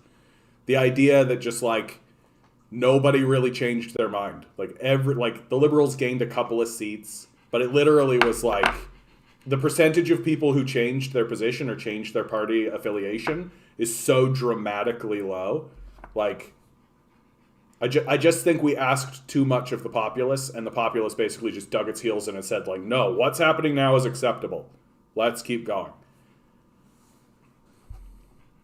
As the aristocracy develops, government tend to more and more act exclusively in the interests of the ruling class. Yeah, whether that class or hereditary royalty or entrenched bureaucracy. Well, and Victini, it always pays to remember, right? This system that we have, that we operate under, was built explicitly, so that the Queen could say something to the Prime Minister, and the Prime Minister would say, yes, Your Majesty, and turn around and give it to the premiers, and then they would all dispense it throughout the nation. That's how the system was designed. So the system isn't designed so that, we the people stand up and we say we would like better health care. We would like or a railway through here, or high-speed rail. Oh, look at we should have a better school system. And then the politician goes, oh, goodness me, all of my people are saying we should have a better school, so let's enact the will of the people, right? Their job as a politician is to turn to the Queen and say, the people are saying this, and the Queen goes, well, then say this. Right? So it's to protect power. That's the purpose and the structure of our system. That's what it's designed for. So that they will defer and deflect power. I know, buddy. The Queen. Right? The Queen. Nothing sets this guy off more than talking about the Queen, I tell you what. It's okay, buddy. She's gone. She's gone. Right? She'll be dead soon anyway, buddy. I know. What a good boy. Yet to be attacked by the Queen. So, just telling, seems to be working out. and then we get rid of the Queen, right? Politically, we still have her as like an icon. We're like, the Queen, and but the system remains, and so all of that power just defers into the Prime Minister's office. But the role of the Prime Minister is to defend power. That's the role. It's not to help the people. It's not to improve the lives of the populace. It never was. It was never that way. That the Prime Minister's office answers to power structurally. Like, and who has power? Well, billionaires. Billionaires have power. ONDP have a campaign they barely mention in UBI. Yeah. They talk about it in Zoom calls here and there, but never on Twitter and conferences. Yeah, they're not running on it, certainly. Like, they're not running on it. I feel like I've seen more out of the basic income conversation from the Liberals, frankly. Who it seems like, I don't know, it seems like the Liberals are going to pop up and grab power again. As the aristocracy, how dare you suggest Canadians are racist? Don't you know that Canadians are nice and tolerant and say sorry all the time? Yeah, say sorry for what? What makes you think we're so apologetic as a people? Yeah, there's some fringe MPs. Yeah, in every party, for sure. The Conservative Party has adopted a lot of social justice language. I find they sound just like the Liberal. Well, yeah. Like, they have to. They have to. They can't win. Like, they can't win if they don't. Like, and they know it. Like, really. A big reason why the PPC exists is because the Conservative Party has gone too far to the left. Like, and, like, it's very possible. Like, really, like, these two parties should just merge. They should just merge. They're the same. Like, they really are. They're just the same. They're not different. Like, what are the differences between the Conservatives and the Liberals at this stage in the game? Right? Like, not much. Like, not much. Just seems to be where the center of power is. Like, the center of power of the Conservative Party is Alberta. And the center of power of the Liberal Party is Ontario and Quebec. Right? That the Liberals have always traditionally been of the intellectual, whereas the intelligentsia, that's the word I was looking for, right? The Liberals have traditionally been of the intelligentsia, so like the universities, whereas the Conservatives have typically been the business class. ONDP are just the radical light arm of the Liberals. I mean, even calling them radical, like, they're progressive is the word to use, right? Because progressives are just liberals who want to actually do what they say, right? Incremental reformism, for real. Like, that's essentially what it is to be a progressive, right? And even that's up for a bit of debate. Biden sanctioned Laos this week for high-speed train rail. Yeah. Like, if the United States sanctions everybody, who's isolated? Can I get a free Assange up in here? Free Assange, whoop whoop. I feel Bernie ruined the chances of everything that's happening again because he blew it. He took all the power, threw it away. I don't agree with that propaganda. I do think that Bernie Sanders broke a barrier. Broke a barrier. Like, really, really allowed people to say the word socialism without being demonized for it. Like, here, you know what? I'm going to go use the bathroom quickly. I don't have a video. Sorry, guys. So it's going to be a chair stream again. And then I'm going to talk about Bernie Sanders. Chair stream, chair stream. We all love a chair stream. Chair stream, chair stream.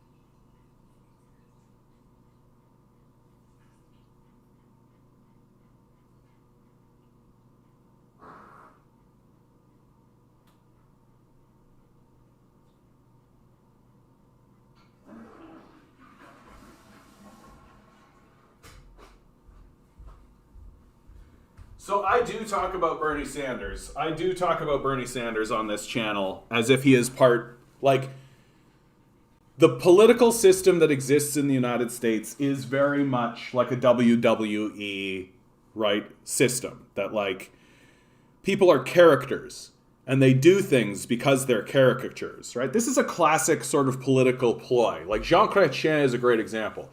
Jean Chrétien has a droopy face. Have a good one, Loaf. Good luck in your studies, bud. he's got like a droop in his face, right? He's got a little thing going on like this. And there was a period of time where he was saying like, hey, I could do a surgery to get rid of this, right? I can actually fix this. And he decided not to, and his political advisors told him not to, because it was part of his character. It's what made him recognizable, right? It made him. It also it made him a more iconic kind of a figure.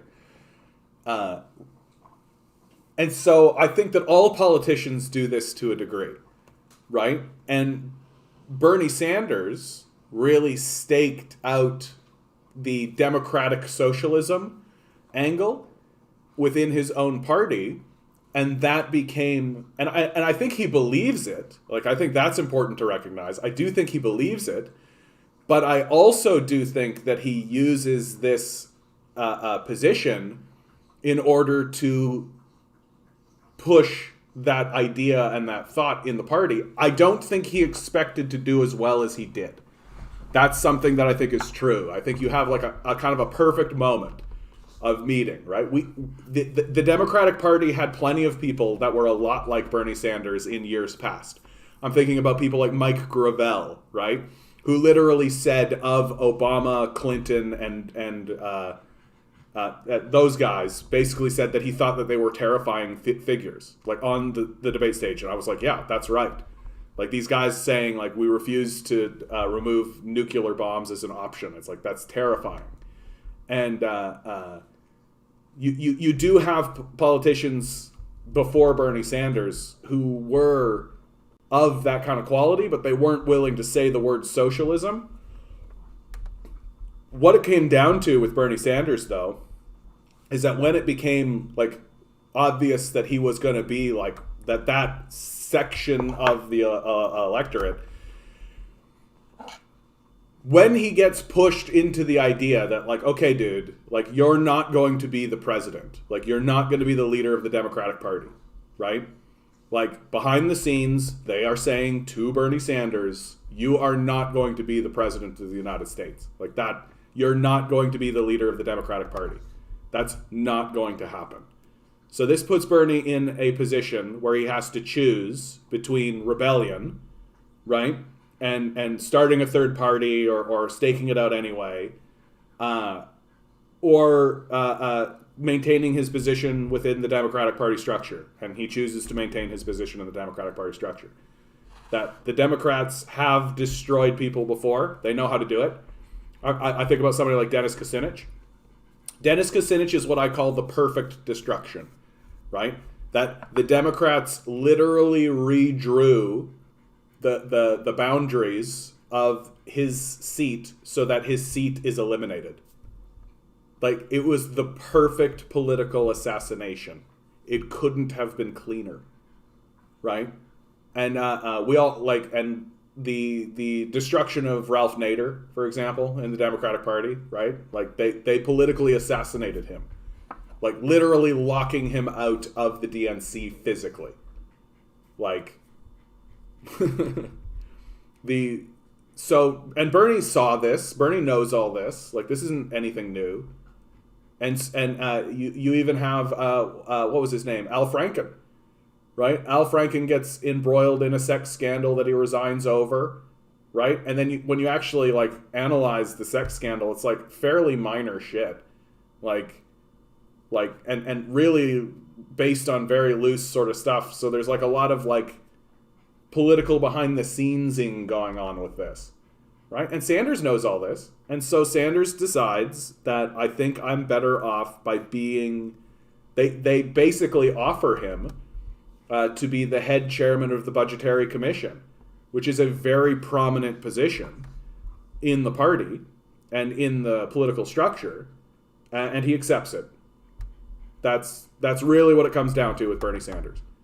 That like he made an astute political move for his career, and I see how he could argue that it was either attempt to continue influencing this from the inside or be destroyed and completely shoved off into nowhere land, which is what's happened to Nader and what's happened to Kucinich. So, like, rock in a hard place, but in the end, the effect is that he is the socialist, right? That, like, his character has become bigger than him. That he, as a man, is not anywhere near as like iconic and enormous as his character, which is the socialist, right? And now that's spawned another group of characters called like AOC and the Squad, right? And it's all like wrestling, right? AOC and the Squad tonight, Monday night, Monday on Monday Night Raw, right? Like AOC and the Squad takes on Trump and the Trumpers, you know? Like, you could write this, it'd be so easy to write this script, dude. It'd be so simple. Like, every single day I could come in here and be like, are you ready for a throwdown smackdown between the Squad and the establishment Democrats? Manchin, once again, stepping in the way. Oh, but Bonner comes out with the chair. Like, that script would write itself, dude.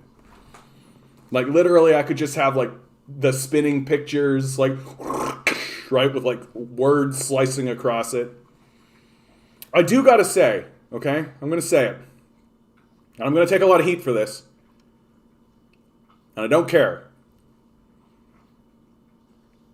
Lauren Boebert is really hot. She's so hot, guys. How do I spell her stupid name? I don't even care. What's her dumb name? Boebert? No. Stop showing me. Politician. No. Get out of here. Boebert. Politician. No, not Boehner. What the hell is her stupid name? Lauren. Oh my god, I'm a disaster. No. What's going on? How come I can't? You guys know who I'm talking about, right?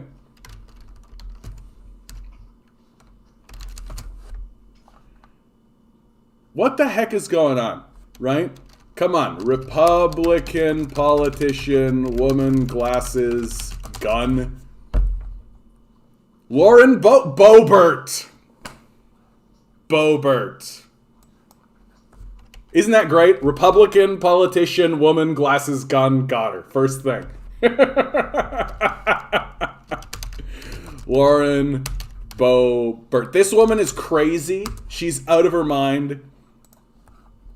But I just am deeply, deeply in love with her. Like, I'm deeply in love with her, and I can't not be. I can't not be. It's exactly what happened with Sarah Palin.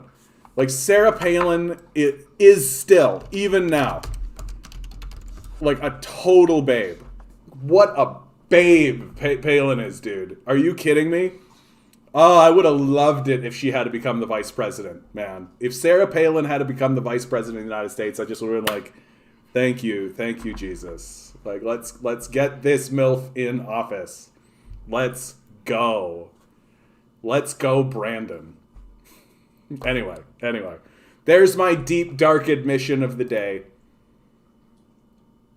Like, it really is the truth that, like, you can, like, what are the three categories? You got to pick between, like, hot, smart, and crazy. You only get two of the three.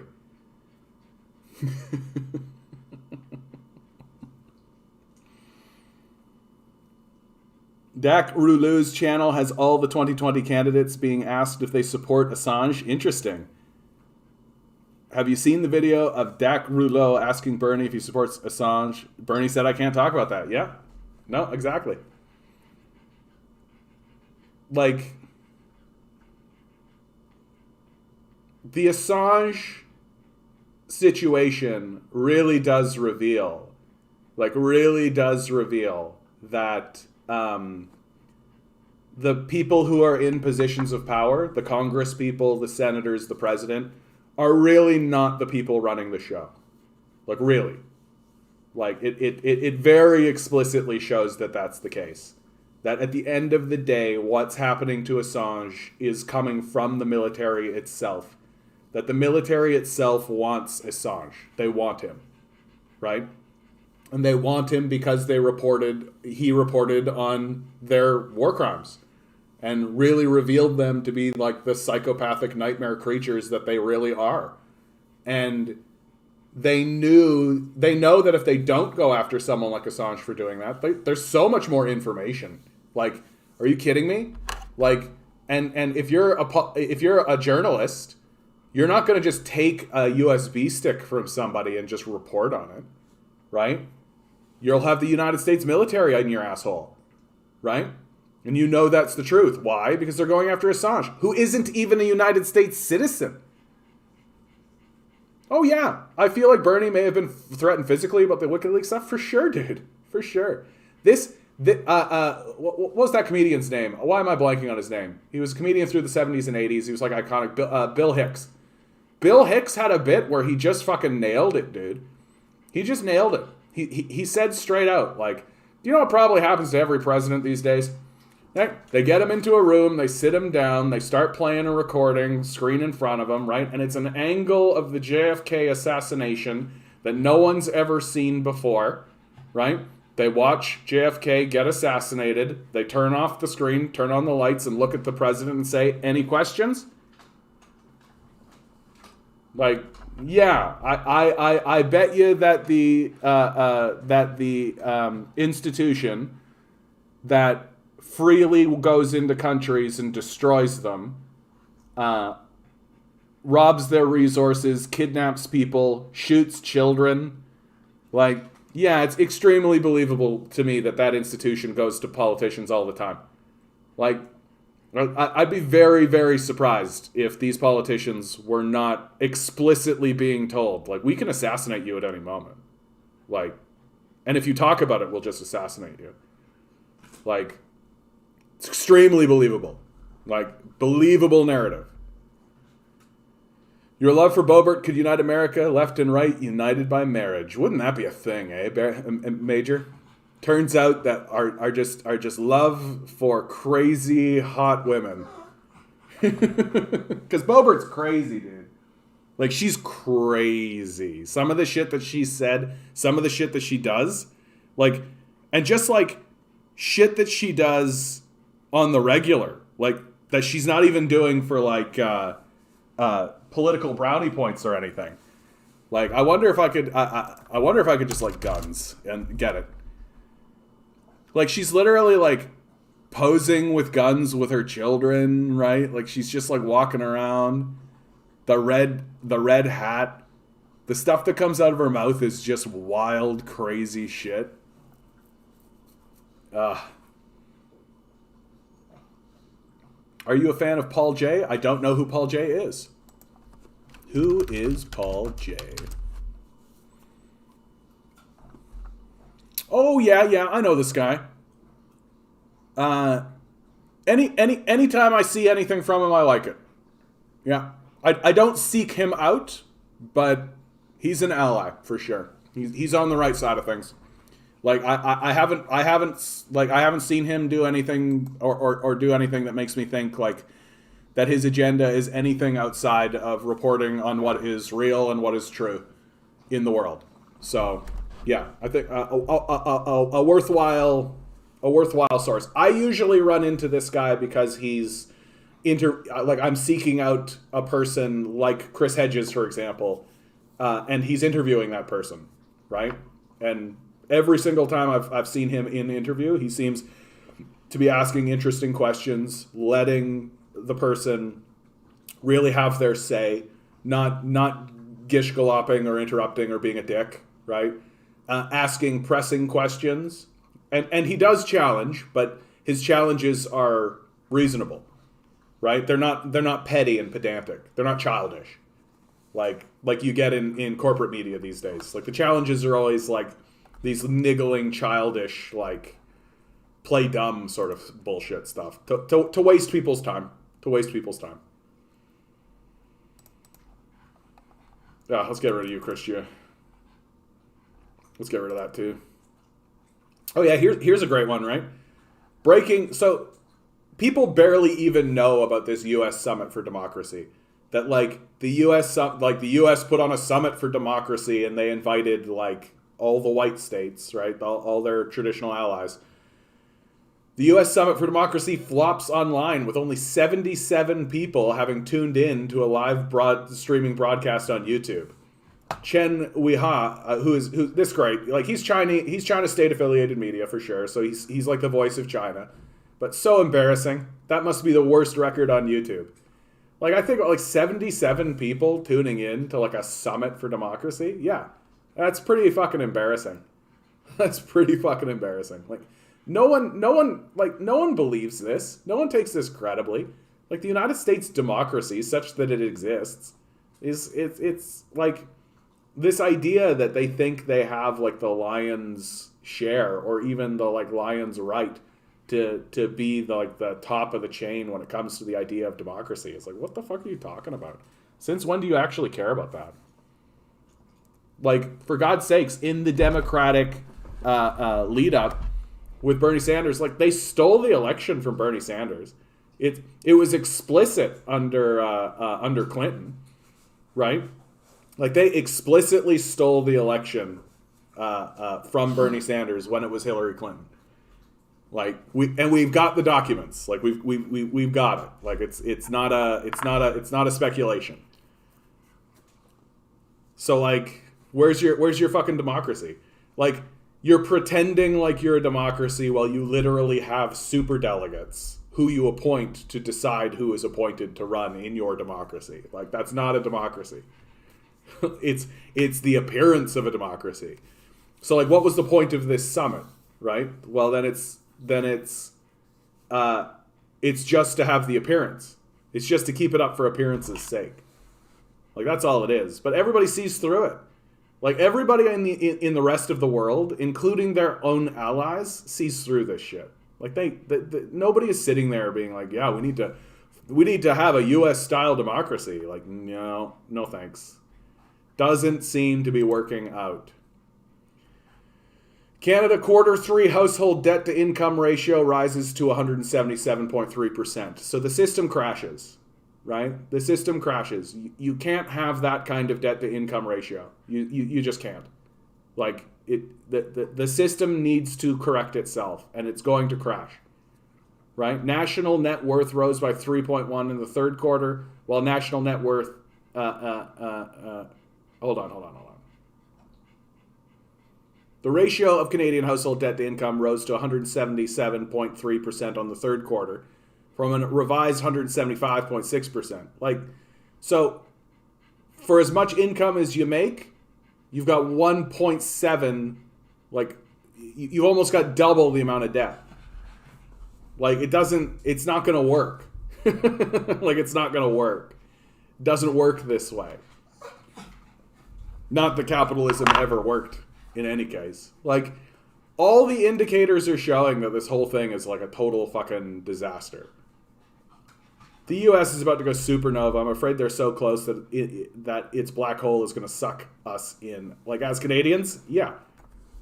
And, like, we're not really doing much of anything to try to avoid it. Like, Harper did a better job, right? Harper was a better prime minister than Justin Trudeau by a lot. Like, Harper at least had a vision for Canada, right? And you can critique the vision, right? And it's still imperialist at its core. Like, it's still a white supremacist imperialist vision of Canada, but it's a vision that's separate from the United States. Like, when Stephen Harper comes into power, there is one trade deal. Canada has one trade deal, and it's with America, and it's called NAFTA. When Harper leaves office, Canada has 51 trade deals, right? So that's a big deal. Like, that's clearly what he wanted to do, and that's his legacy. Like, you want to talk about the legacy of a prime minister? Well, Stephen Harper's legacy, the thing that's really going to, like, in 50 years, the thing that we're still going to be feeling is the child care benefit and the trade deals that he made. And you can critique a lot of stuff about Harper, like his warmongering. He wanted to go into Iraq. He definitely has white supremacist values, like all that kind of stuff. But for all of that, he also cared about like Canada, right? And he was a neoliberal, so he sees his like trade deals as like, oh, so we'll open up the markets for people. This will allow trade to happen, which will erect business, and then all of that will trickle down into the populace, and everything will be great, right? Or be improved, or any of this. And he didn't really understand that, no, those businesses are just going to take those profits and offshore them, and like we're just going to keep it. It's not going to trickle down, right? Because again, Harper is caught up in the religious ideology of neoliberalism, right? And he just believes it, which makes sense because Harper also is an evangelical Christian, right? So if you believe that there's a wizard, a zombie coming back at any moment, right? You can believe a lot of things, right? If Voltaire said, if you can believe absurdities, you can commit atrocities.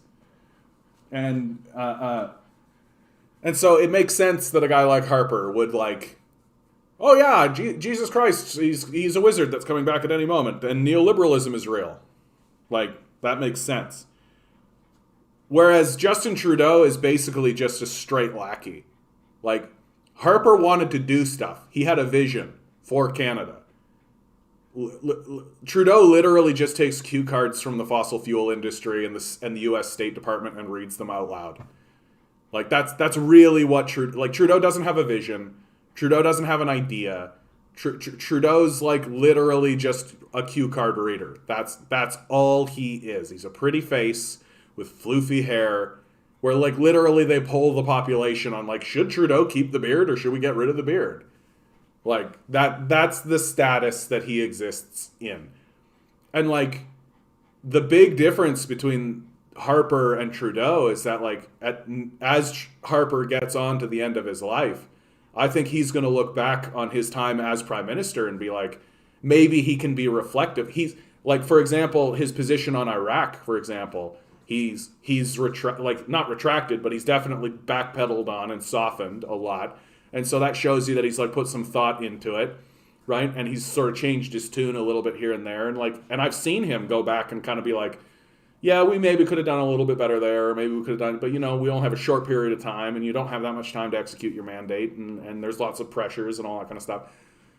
And I think that Harper more or less looks back on his time as leader and is fairly confident that he executed his vision to the ability that he could have, right? Given the circumstances. And I think that that's probably correct. Whereas I think that Trudeau's going to look back on his period of time and really be scratching his head. He's really just going to be like, man, why didn't I do more of this? Like, why didn't I do this? Like, why didn't I do this? Like, Justin Trudeau's father, Pierre Elliott Trudeau, would literally pass legislation snubbing his nose at people. Like the just watch me line. Like, that wasn't political craftsmanship. That was literally Pierre Elliott Trudeau being told by people, you can't just do that. And him saying, look, I'm the fucking Prime Minister of Canada. I can do that. Just watch me. Like, and his son has just been this limp-wristed, complete, just, he's exactly the quality of his hair. He's just floofy and goes wherever the wind is blowing. Like, that's it. And he has no vision. He has no substance. It's all just performance, right? It's all just performance. And in 40 years, people are going to ask him like, hey, what do you think about your legacy and all this kind of stuff? And I can't help but feel like a man like him is just going to be like, man, like, I didn't really do fucking anything. Like, I didn't do fucking anything. And it's the truth. He didn't do fucking anything. Like, all he did was read cue cards from the business class. Oh, don't make me read that mocked. Oh my God. Okay, here we go. Sozialdemokratische Partei Deutschland. Oh, okay. All right. Shot Karl Liebknecht and Rosa Luxemburg. Put down the Spartacus uprising, backed and established the Weimar Republic instead of a socialist state. Yeah, it's the liberals that do that. Yeah. Because at the end of the day, the liberals do work for the capitalist class. Like, and they will do what they have to do to protect the capitalists. I wonder if USA would do raids along the Canada-US border areas if USA balkanized. They already do, dude. Like, they already do. There's a case where the United States came into our waters and just, like, stole fish. They just started fishing in our waters. And it was, like, a big international scandal because, like, it's theft. It's resource theft. And the United States' position on it was straight up just like, well, what are you going to do? Straight up. That's, like, what they said. You're like, well, what are you going to do? And we were like, oh, we'll put up a legal front. And the United States were like, yeah, we don't care. Like, that's literally what happened. That the United States just brought their fishing boats over, stole millions of dollars worth of fish from our shores, really exacerbated, like, the collapse of the fishery industry that happened on the East Coast, right? Like, we can't have a fishery industry if the United States comes and steals all our fish. So, like, I wonder if the USA would do raids along the Canada-US border area if USA balkanized. They're already doing it. Like, they're already doing it. Like, they don't ask us permission. They just come and steal our shit, and we complain about it, and then they go like, okay, well, what are you going to do? So, like, the Canadian position is just like, well, we might as well have an open border treaty with these guys. Like, we might as well have, like, a resource trading thing with these guys, because if we don't, they'll just come take our shit like they already have done and do all the time. So, like, no, they're already doing that. We just don't talk about it that way. We just don't treat it like it's like a raiding. Like, if anybody actually reports on it, it's like, oh, the United States kind of overstepped its bounds there a little bit. It was fishing, but here's the line, and they just kind of went over that line a little bit. Oh, everybody makes mistakes, I suppose. Like, it's a raid. Like, it's a fucking raid. Yeah, America, instability, losing one war after another, little approval for government, armed coup attempt, massive debt, economic hardship, Americans. China is about to collapse. Yeah, dude. Yeah, it's so funny seeing that. It's such the amount of coping. But it's just, that's all it is. It's just coping, right? But like, pretending, like, making declarations that China is about to collapse is like making a declaration that a mountain is going to collapse. Like, China understands what the source of its power is, right? And what the source of power of any civilization is. The source of power of every civilization is people. And all of the other stuff, all of the other resources and everything that exists, that you harvest and you do and you make, exist in order to empower your people. And if you don't do it in order to empower your people, you won't have a civilization for very long. Like, that's the core misunderstanding of our society. That we have come to believe that civilization is about amassing wealth or material goods or money, right? Or pursuing the next kill, going on the next hunt, or any of that kind of stuff. And all of that is bullshit. That the core of all civilization are people. And if you don't have a good civilization that actually helps people, then the people will abandon your civilization pretty quickly. Pretty quickly. Like, it pays to, like, step back and really see, like, the American empire has existed for almost in, like, insignificantly small period of time. Like, it's literally just like a flash in the pan of just, like, explosive crazy shit. Yet Nicaragua has what was Nicaragua's thing? Was it Nicaragua that said there's always tensions about the Chinese Taiwan situation. So, like, I think it was Nicaragua that said that no longer acknowledges Taiwan and acknowledges China. Lithuania came out and acknowledged Taiwan as the real China, and so China just stopped trading with it, which basically destroyed their economy. Because, like, no, fuck you. Like, that would be like coming out and saying, like, Prince Edward Island is the real Canada. Like, get totally fucked. So here's an article that I wanted to read. How much CO2 do the wealthiest individuals on Earth emit? Our estimates show that emissions can reach extreme levels. The global top 1% of individuals emits around 110 tons on average. The top 0.1%, 467 tons. The top 0.01%, 2,530 tons per person per annum. These emissions stem both from individual consumption and from the investments they make. There are variations within each group. Certain very wealthy individuals invest in less carbon-intensive activities than others and consume fewer carbon-intensive goods. On average, however, the answer is quite clear. Extreme wealth comes from the extreme pollution. Our estimates should be interpreted with care, given the difficulty of properly assessing the carbon content of wealth and the carbon embedment in consumption, but our approach is rather conservative. We tend to underestimate the carbon footprint associated with extreme wealth rather than overestimate it. Perhaps the most conspicuous illustration of extreme pollution associated with wealth inequality in recent years is the development of space travel. Space travel is expected to cost from several $1,000s to several dozen $1 million per trip.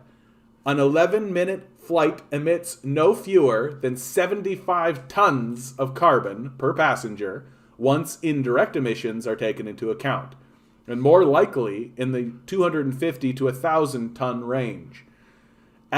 At the other end of the distribution, about 1 billion individuals emit less than 1 ton per person per year. Over their lifetime, this group of 1 billion individuals does not emit more than 75 tons of carbon per person. It therefore takes a few minutes in space travel to emit at least as much carbon as an individual from the bottom billion will emit in her entire lifetime. This example shows that there is scarcely any limit to the carbon emissions of the ultra-wealthy. So this narrative of, oh, if you want to just don't drive bike, right? Don't watch less TV, right? Consume less energy, you plebs, right? You serfs on the bottom, is complete and total bullshit. Complete and total bullshit. That literally 1 billion people, 3 times the population of America, right?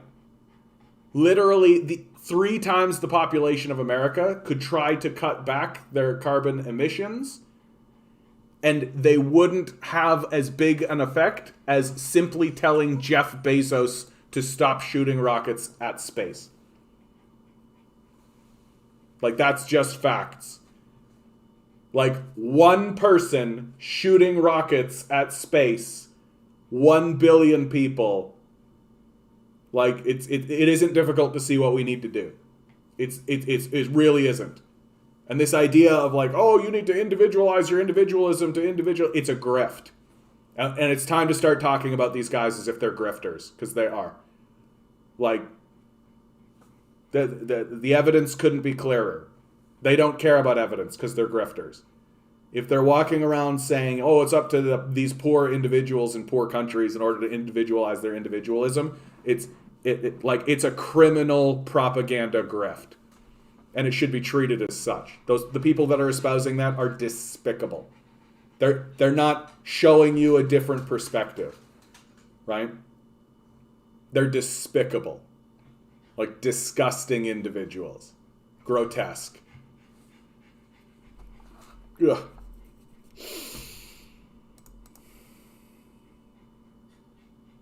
Canada's central bank appears more concerned with job creation than about inflation. Yeah. Got to keep the serfs busy, right?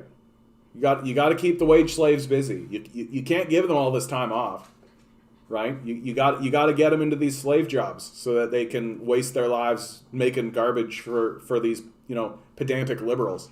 The Karens and the Kens, man, they need their service industry, dude. Like, they need their service industry.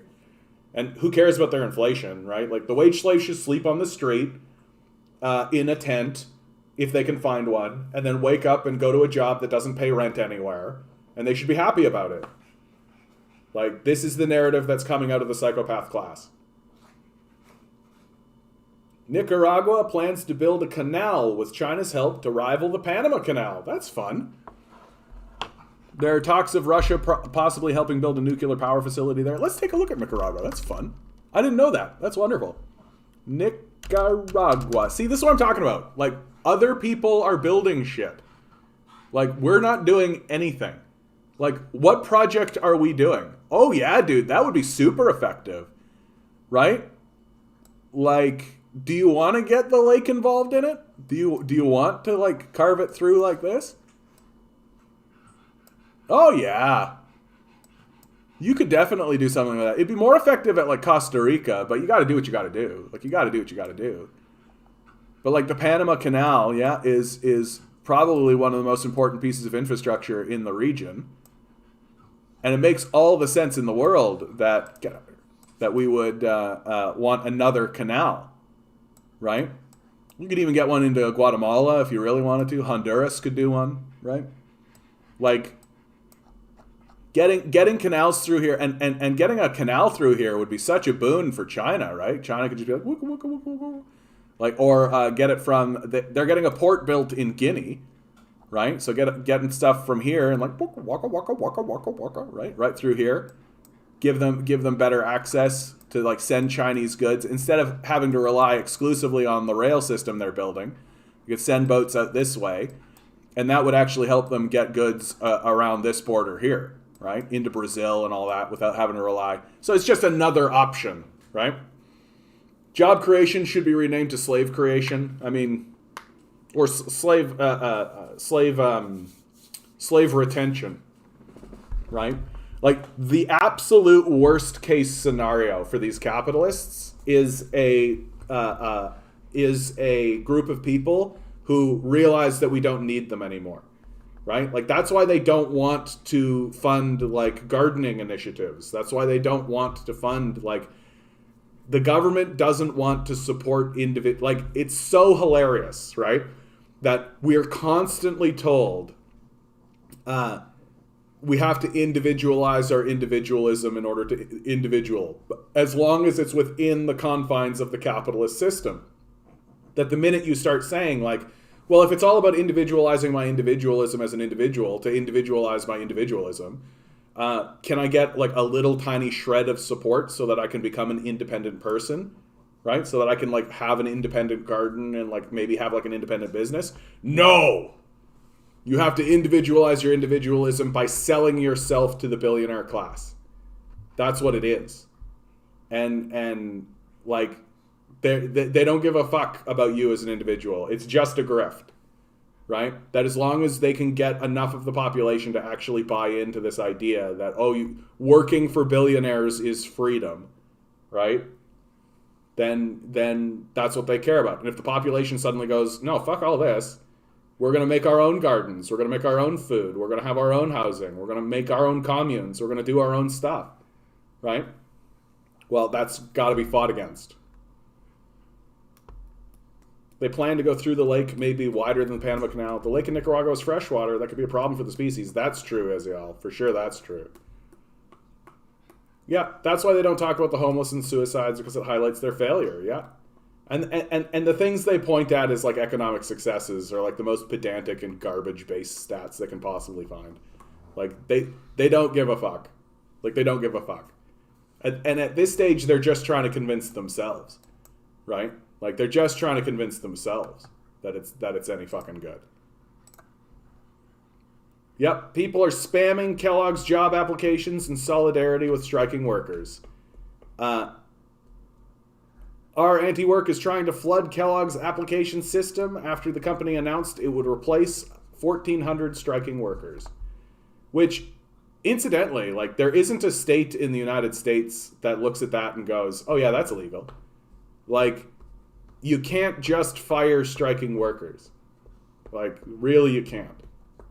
And, like, I'm so happy to see that the populace is coming out and saying, like, hey, get fucked. Like, get totally fucked.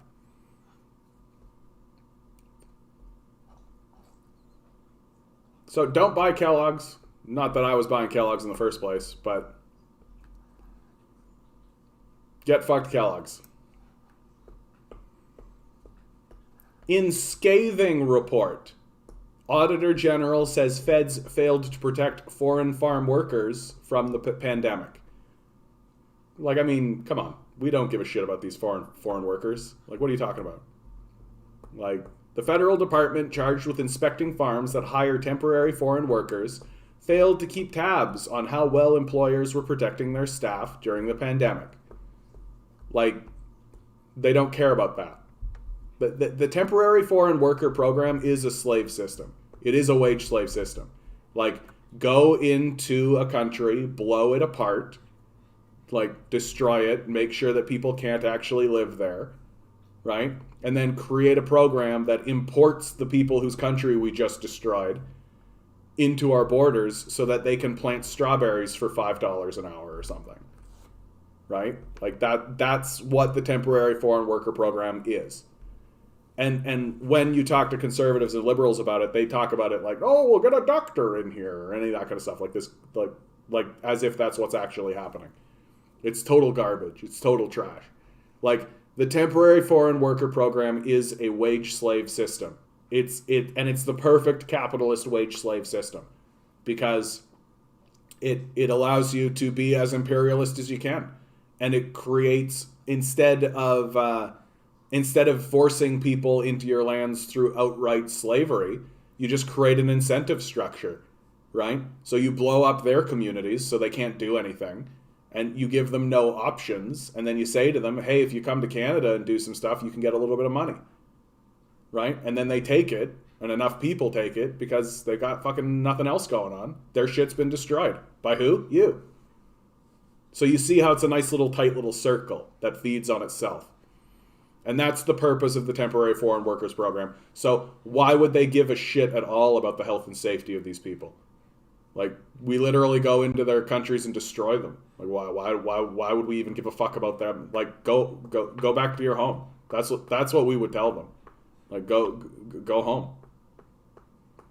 Auditor General Karen Hogan said inspectors working for Employment and Social Development Canada did not properly enforce new pandemic regulations designed to protect workers from COVID-19, frequently skipping checks on whether employers offer drinking water, cleaning products, separate accommodations for infected workers, and dedicated quarantine spaces for workers who are supposed to self-isolate for 14 days upon arrival in Canada. Because we don't care. I don't understand why this isn't even really a story. But, like, it's worth talking about just to show how much we don't care about this. Foreign farm workers who come to Canada on a seasonal basis to fill labor shortages in the agricultural sector. Isn't there a fucking, like, this is the thing that kills me, man. Like, we could very easily create an internal system that, like, says to people, like, hey, come pick apples in Nova Scotia or in New Brunswick. Like, what else are you doing for the summer, right? We could make it like a nice job that people come and do on, like, a seasonal basis, right? You could treat it like a fucking vacation. Like, come pick apples and shit, right? Like, you could literally sell it to, like, Gen Z kids as, like, an adventure. And I think there would be a lot of people who would take it, right? Go out to the East Coast for a summer, pick apples. Like, what's the problem here? Like, I really do think that this is something that we could solve internally, right? But it would mean actually having to pay, like, a minimum wage. It would mean actually having to, like, not destroy other countries and exploit them for wage slavery. Are uniquely vulnerable to COVID-19 because they often live in tight quarters in shared employer-provided accommodations. Yeah, and if you dig into this, you realize that what they get is literally, like, 4 of them will share, like, a room that's this space. That it's like a bunker, but worse. Like, it's like shitty. Like, it's shithole conditions that they come and live in for the temporary time that they're here. Yep. Just look at what happened to Honduras. They destroyed Honduras, and now people are starving and fleeing by foot through Mexico. Yeah. That's how it works. Like, that's the system. And the temporary foreign worker program is literally Like literally the legalization of wage slavery in the truest sense of the word, right? Like if you're earning wages, you are a wage slave, but like you at least have some protections as a Canadian citizen. That these people, they are the definition of second-class citizens. They are wage slaves in the truest sense of the word. They are not protected by Canadian law. They are not Canadian citizens. They have no rights, right? They have no protections. The only things that protect them is in the temporary foreign worker policy itself. And we see that even that doesn't get followed. Like, which obviously, like, why would I want to spend money to help my slaves? Like, these people are literally slaves. There were large outbreaks on some farms in the early days. At least 3 foreign farm workers have died of COVID, the AG found. To address the gaps that were making workers sick, the federal government in July 2020 earmarked $16.2 million in new funding to ramp up ESDC's agricultural inspections. The AG found the new money did little to improve the quality of their work. Yeah. Like, chances are good that $16 million just got pocketed. Like, you're literally inspecting a slave system. Like, and you have to know it, right? Like, if you were one of the inspectors on this project, like, just talk to these people for fucking 2 minutes, right? Like, hey, where did you come from? Why are you up here? Like, oh, your country got destroyed. Oh, by America, with our help. Oh, okay. Like, it doesn't take a genius to put this together. You just have to be willing to accept that your country is the bad guys. The Auditor General found that over a 2-year period, the department's inspectors produced shoddy reports most of the time. Yeah. Why? Why would you do any, like, the department's inspectors produce shoddy reports? Yeah. Like, you're reporting on a literal slave system. Like, nobody cares about these people. They don't get paid our minimum wage, right? They're literal wage slaves who are second-class citizens. Like, we don't give a fuck about them at all. Period. Full stop. The inspectors don't, because they understand the system. They understand it's a slave system, right? The farmers don't, right?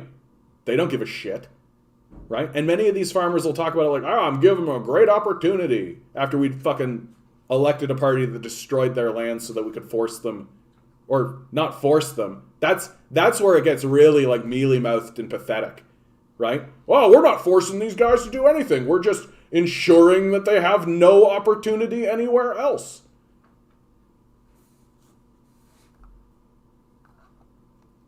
The AG found problems in 73% of all quarantine inspection reports filed in 2020.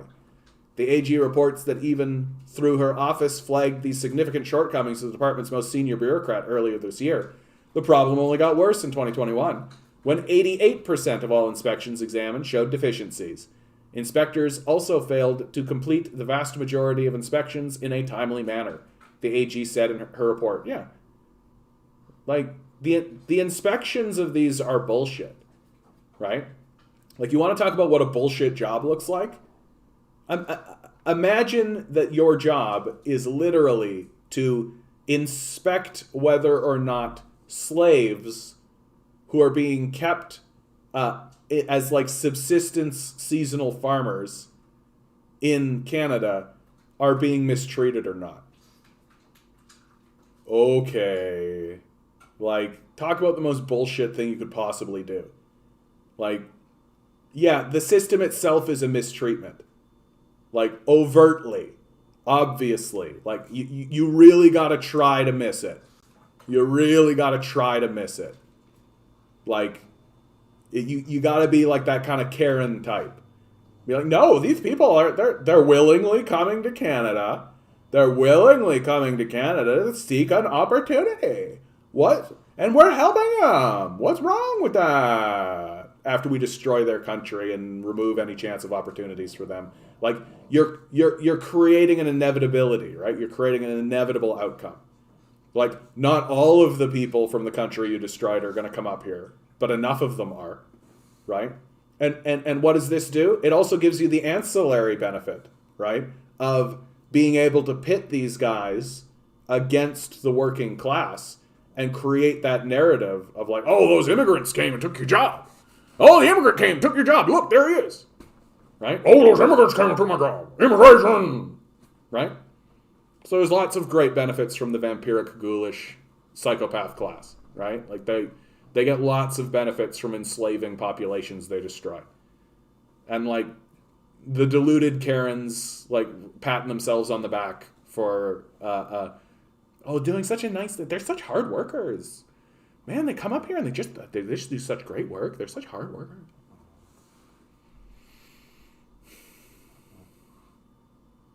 Speaking to the reporters after the report's release, Hogan said the department did not do a good job.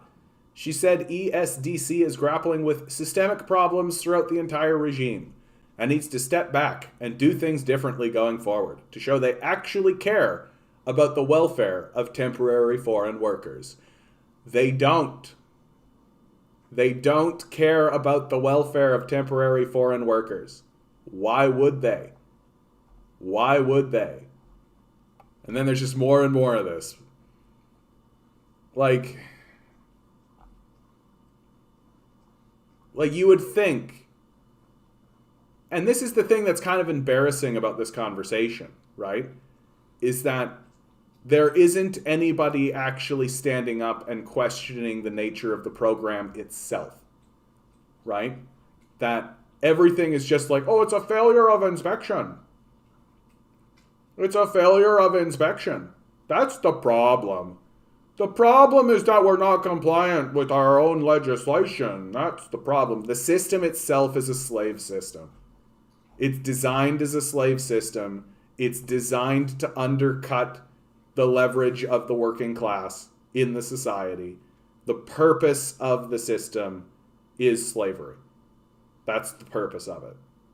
Yeah, Isaac. I mean, like, it's tough to actually talk about this one, because there are lots of, like, once you start talking this way, it becomes obvious that that's the case.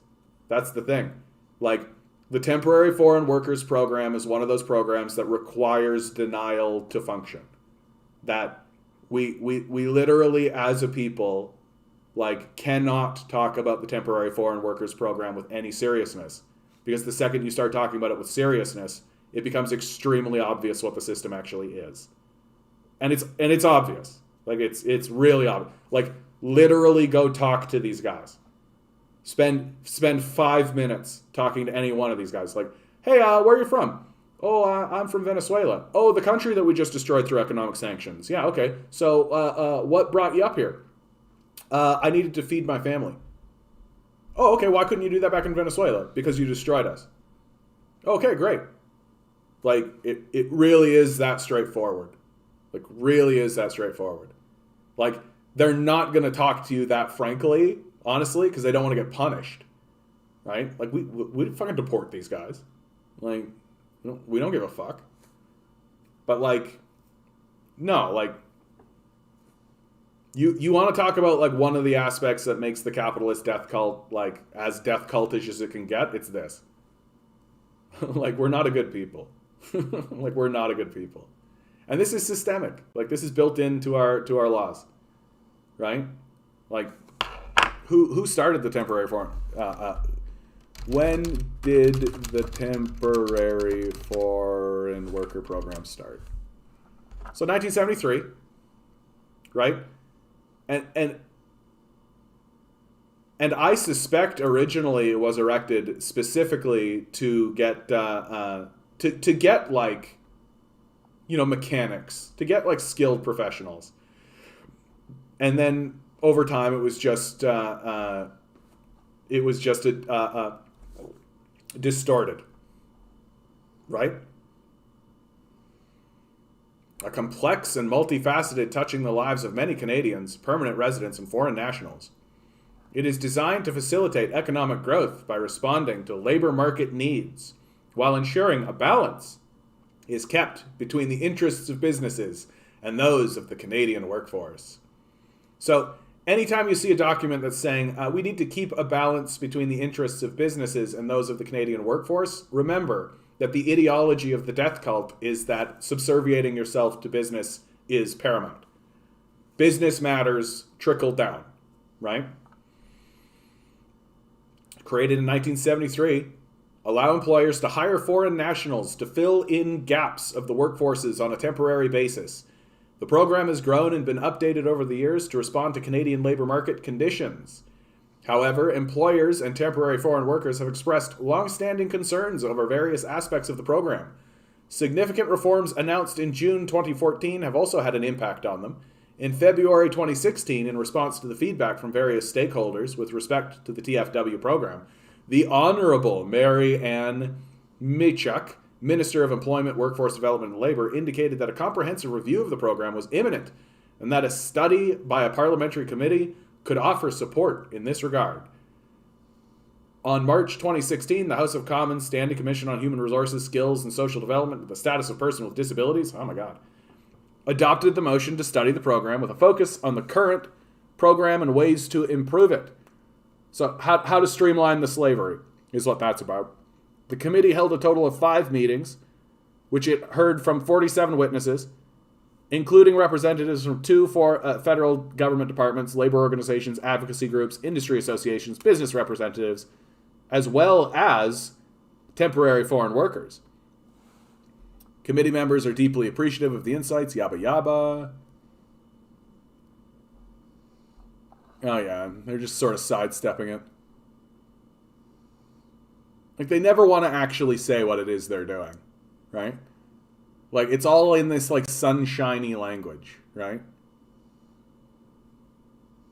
There are currently 4 streams which employers can apply to the TFW program. The high-wage stream, the low-wage stream, the primary agriculture stream, and the stream dedicated to supporting permanent residency. Each stream has specific requirements to which employers must adhere.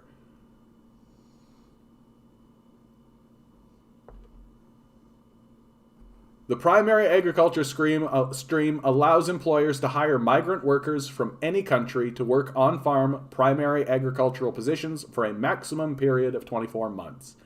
This stream includes the Seasonal Agricultural Worker Program, through which employers can secure temporary foreign labor from Mexico and various Caribbean countries covered under bilateral international agreements.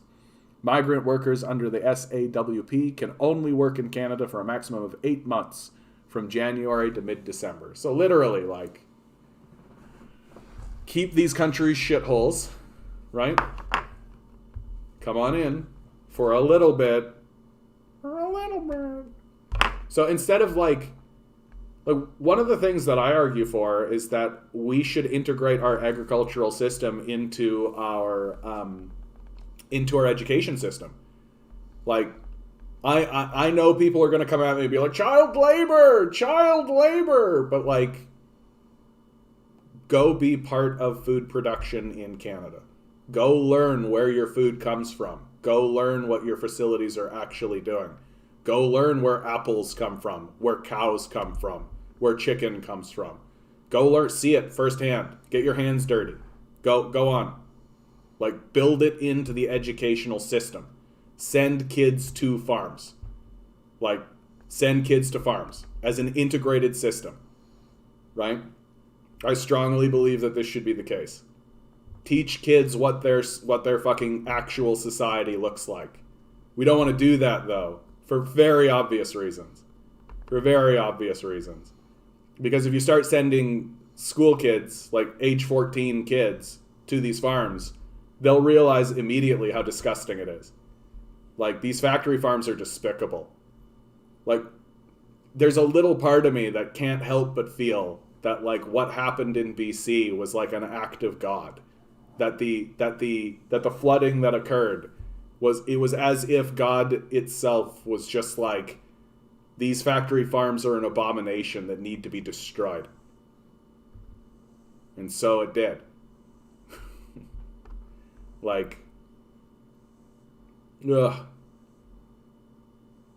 Canada's gross, yo. We're gross. Like, and it's the pretending that kills me the most. Like, I feel like it would actually be easier if people who were doing it were just like, yeah, well, what are you gonna do? Yeah, so slaves. It's all the bullshit. It's all the pretending like that's not what's going on. You know? And like you start to talk to these people and you're like, oh, it's a bit hyperbolic. Like we're offering an opportunity. Like, get fucked. Get fucked with your goddamn opportunity. Like, we could literally be structuring this internally easily. Like, it wouldn't be hard. Like, it really wouldn't. It really wouldn't. We've chosen the path of slavery. We've chosen that path so that the psychopath class can get cheap labor whenever they want. Like, that's who we are. Well, on that happy note, I bid you all adieu. We are going into the weekend here. I'm off to do some capitalism for a couple of days, so I sacrifice my life to capitalism. Hopefully won't have to do that much longer. Good opportunity to say like, share, subscribe, right? Hit the bells, hit the whistles, leave a comment. Give me money. Always remember, you guys. Always remember. Each and every one of you is a divine being, a quantum being, walking around in quantum energy. This means that your lived experience, the experience that you're having, is exactly as valid as anyone else's, and that includes the billionaires. And that's why they spend hundreds of billions of dollars trying to make you never realize it.